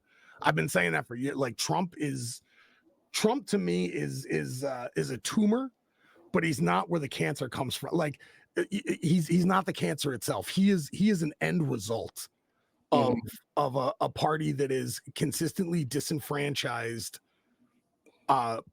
the working class, and now the working class have decided to say fuck you. And there's something that I understand about a message like that. Whatever you think of Donald Trump, he is 100% willing to look at the people who uphold the status quo and go, you're a piece of shit, go fuck yourself, in public, Fake news. on a national stage. And there is something really compelling about that. Whether I agree with his ideas on how this place should be run or not, like I said, his diagnosis of the problem is dead on, and I fully understand and respect people whose opinion is, I would rather watch this guy tell everybody to go fuck themselves and get poor worse than I am tomorrow than just keep getting poor over the next 10 years at a slower increment while I watch these people pretend to care about me. Is Trump speeding up the eventual downfall from 100 years of poor decision making? We're about to find out. He might be. I guess we'll see. We're about to find out. Something's gonna, like I kind of mentioned briefly before, something's gonna pop. I mean, that financial bubble is gonna pop. Absolutely. I think it's student loans personally, but I think student loans are gonna pop the way that the housing market did. I think that's gonna be the there's like trillions of dollars in student loan debt. Yeah, and we're like 1.8 trillion in credit card debt alone. Yeah, that's the other one. Mortgage lates are fucking through the roof on late payments or not paying at all. The next time I'm on, we should have a conversation about the 2008 financial meltdown and the lack of accountability and bailing out the banks. We just turned CDOs into a different thing and started doing the exact same. Bailing out the banks was like the most socialist thing ever. That was really stupid. Could have taken all that money and given it to us. Yeah, like you took our money, you took an interest-free loan from me to bail them out. Like that. Yeah, yeah. Next time we're on, we should get into that. We could talk about The Big Short too. That's one of my favorite films of all time. Good movie. Yeah, it's brilliant. And the scene with the Jenga when he's explaining the I sold mortgages, subprime mortgages, and yeah. I sold loans back before the crash, and I can tell you how fucking easy it was to get someone a mortgage who didn't fucking deserve it. Yeah, ninja loans, man. No income, no job. As long as you have good credit. Yeah. As long as you have good credit. And like I remember cases where like someone could be a restaurant manager, right? Now you could either be a restaurant manager at the fucking Ritz or a restaurant manager at fucking at mom and pop's diner. But because the manager at the Ritz makes 150 and you have good credit, I'm allowed to put in 150 grand a year for you. All I have to do is ask about your job. Because it's your potential. It's like the potential earnings you could get because you're a restaurant manager, not because of where you are. And people didn't take into account when it comes to life with all the other payments, and then they got behind their mortgages. Because the thought was, who doesn't pay their mortgages? Exactly. Right? Because it's like, well, I mean, if you're going to let any other bill slide, you will, but like, who doesn't pay their mortgage? And again, this is fucking corruption. The fucking credit rating agencies were not being honest about what dog shit those fucking CDO packages were. Like, they weren't being real to the market and rating them appropriately so that people could make informed decisions about how investments were being done, how 401ks were being invested. Like, yeah. Anyway, I was terrible. I wasn't a piece of shit, and I couldn't bring myself to be a piece of shit, so I didn't close enough fucking loans, and I lost a lot of business to other people like me who are blowing up your fucking phone. Yeah. And he's like, oh, well, Jeff's offered me 5%. He's like, I'll get you 4.25. Don't listen to that fucking guy. And then you get into the table, you drop him with the 5% anyway, and it's too fucking late, and they fucking sign. Yep. Real estate's a wild game, and we should talk about BlackRock next time too. Oh god, yeah, they just bought the Panama Canal. But let's they did. What the fucking fuck? Yeah. But let's hold that for next time. Sure. Greg, man, it was freaking great having you on. Yeah, same guys. I love having the alternate like perspective because me and Jeff typically are in the middle, but we lean right. So having you, on the left-hand side is great because you kind of, counterbalance us. Yeah, no, and again, what were you saying? 100 things I didn't say before, and there's so much. We should probably get some kind of game plan next time. This was fantastic. We were everywhere. Yeah, this was great, guys. And thank you so much for like a real conversation that didn't descend into like, you know, viral gotcha moments and that kind of bullshit. Like this was And a name really calling. productive, yeah, and just personal like fucking epithets and ad hominem attack. Like there's just no place for that anymore if we want to ever find common ground on anything. So I so appreciate you guys having me. This was fucking awesome. Yeah, man. Truly. We should save one just for a movie talk. We should put one aside. 100%, man. I'm down. I'm the biggest cinephile there is, dude. I'm totally down for a movie talk anytime you guys want. Well, hopefully our dialogue can help set the standard for our culture and our people going 100%. forward. You know, All right, let me wrap this up. I forgot to like and share. I always forget to say every like time. and share. Like, share, subscribe, hit the bell. Share your friends. If Smash you that like. made it to the end, which is probably pushing over 3 hours now, I appreciate you for listening to the three of us talk about whatever we fucking talked about. Greg, man, it's good to see you. Thank you so much. You too, guys. Thank you so much, boys. Thank you, Greg. It's simple. It's simple. See this? This the kingpin, all right? And he the man. You get the other dude's king, you got the game. But he trying to get your king too, so you got protected. Now the king, he move one space any direction he damn choose, cause he's the king. Like this, all right? But he ain't got no hustle. But the rest of these motherfuckers on the team, they got his back. And they run so deep, he really ain't gotta do shit.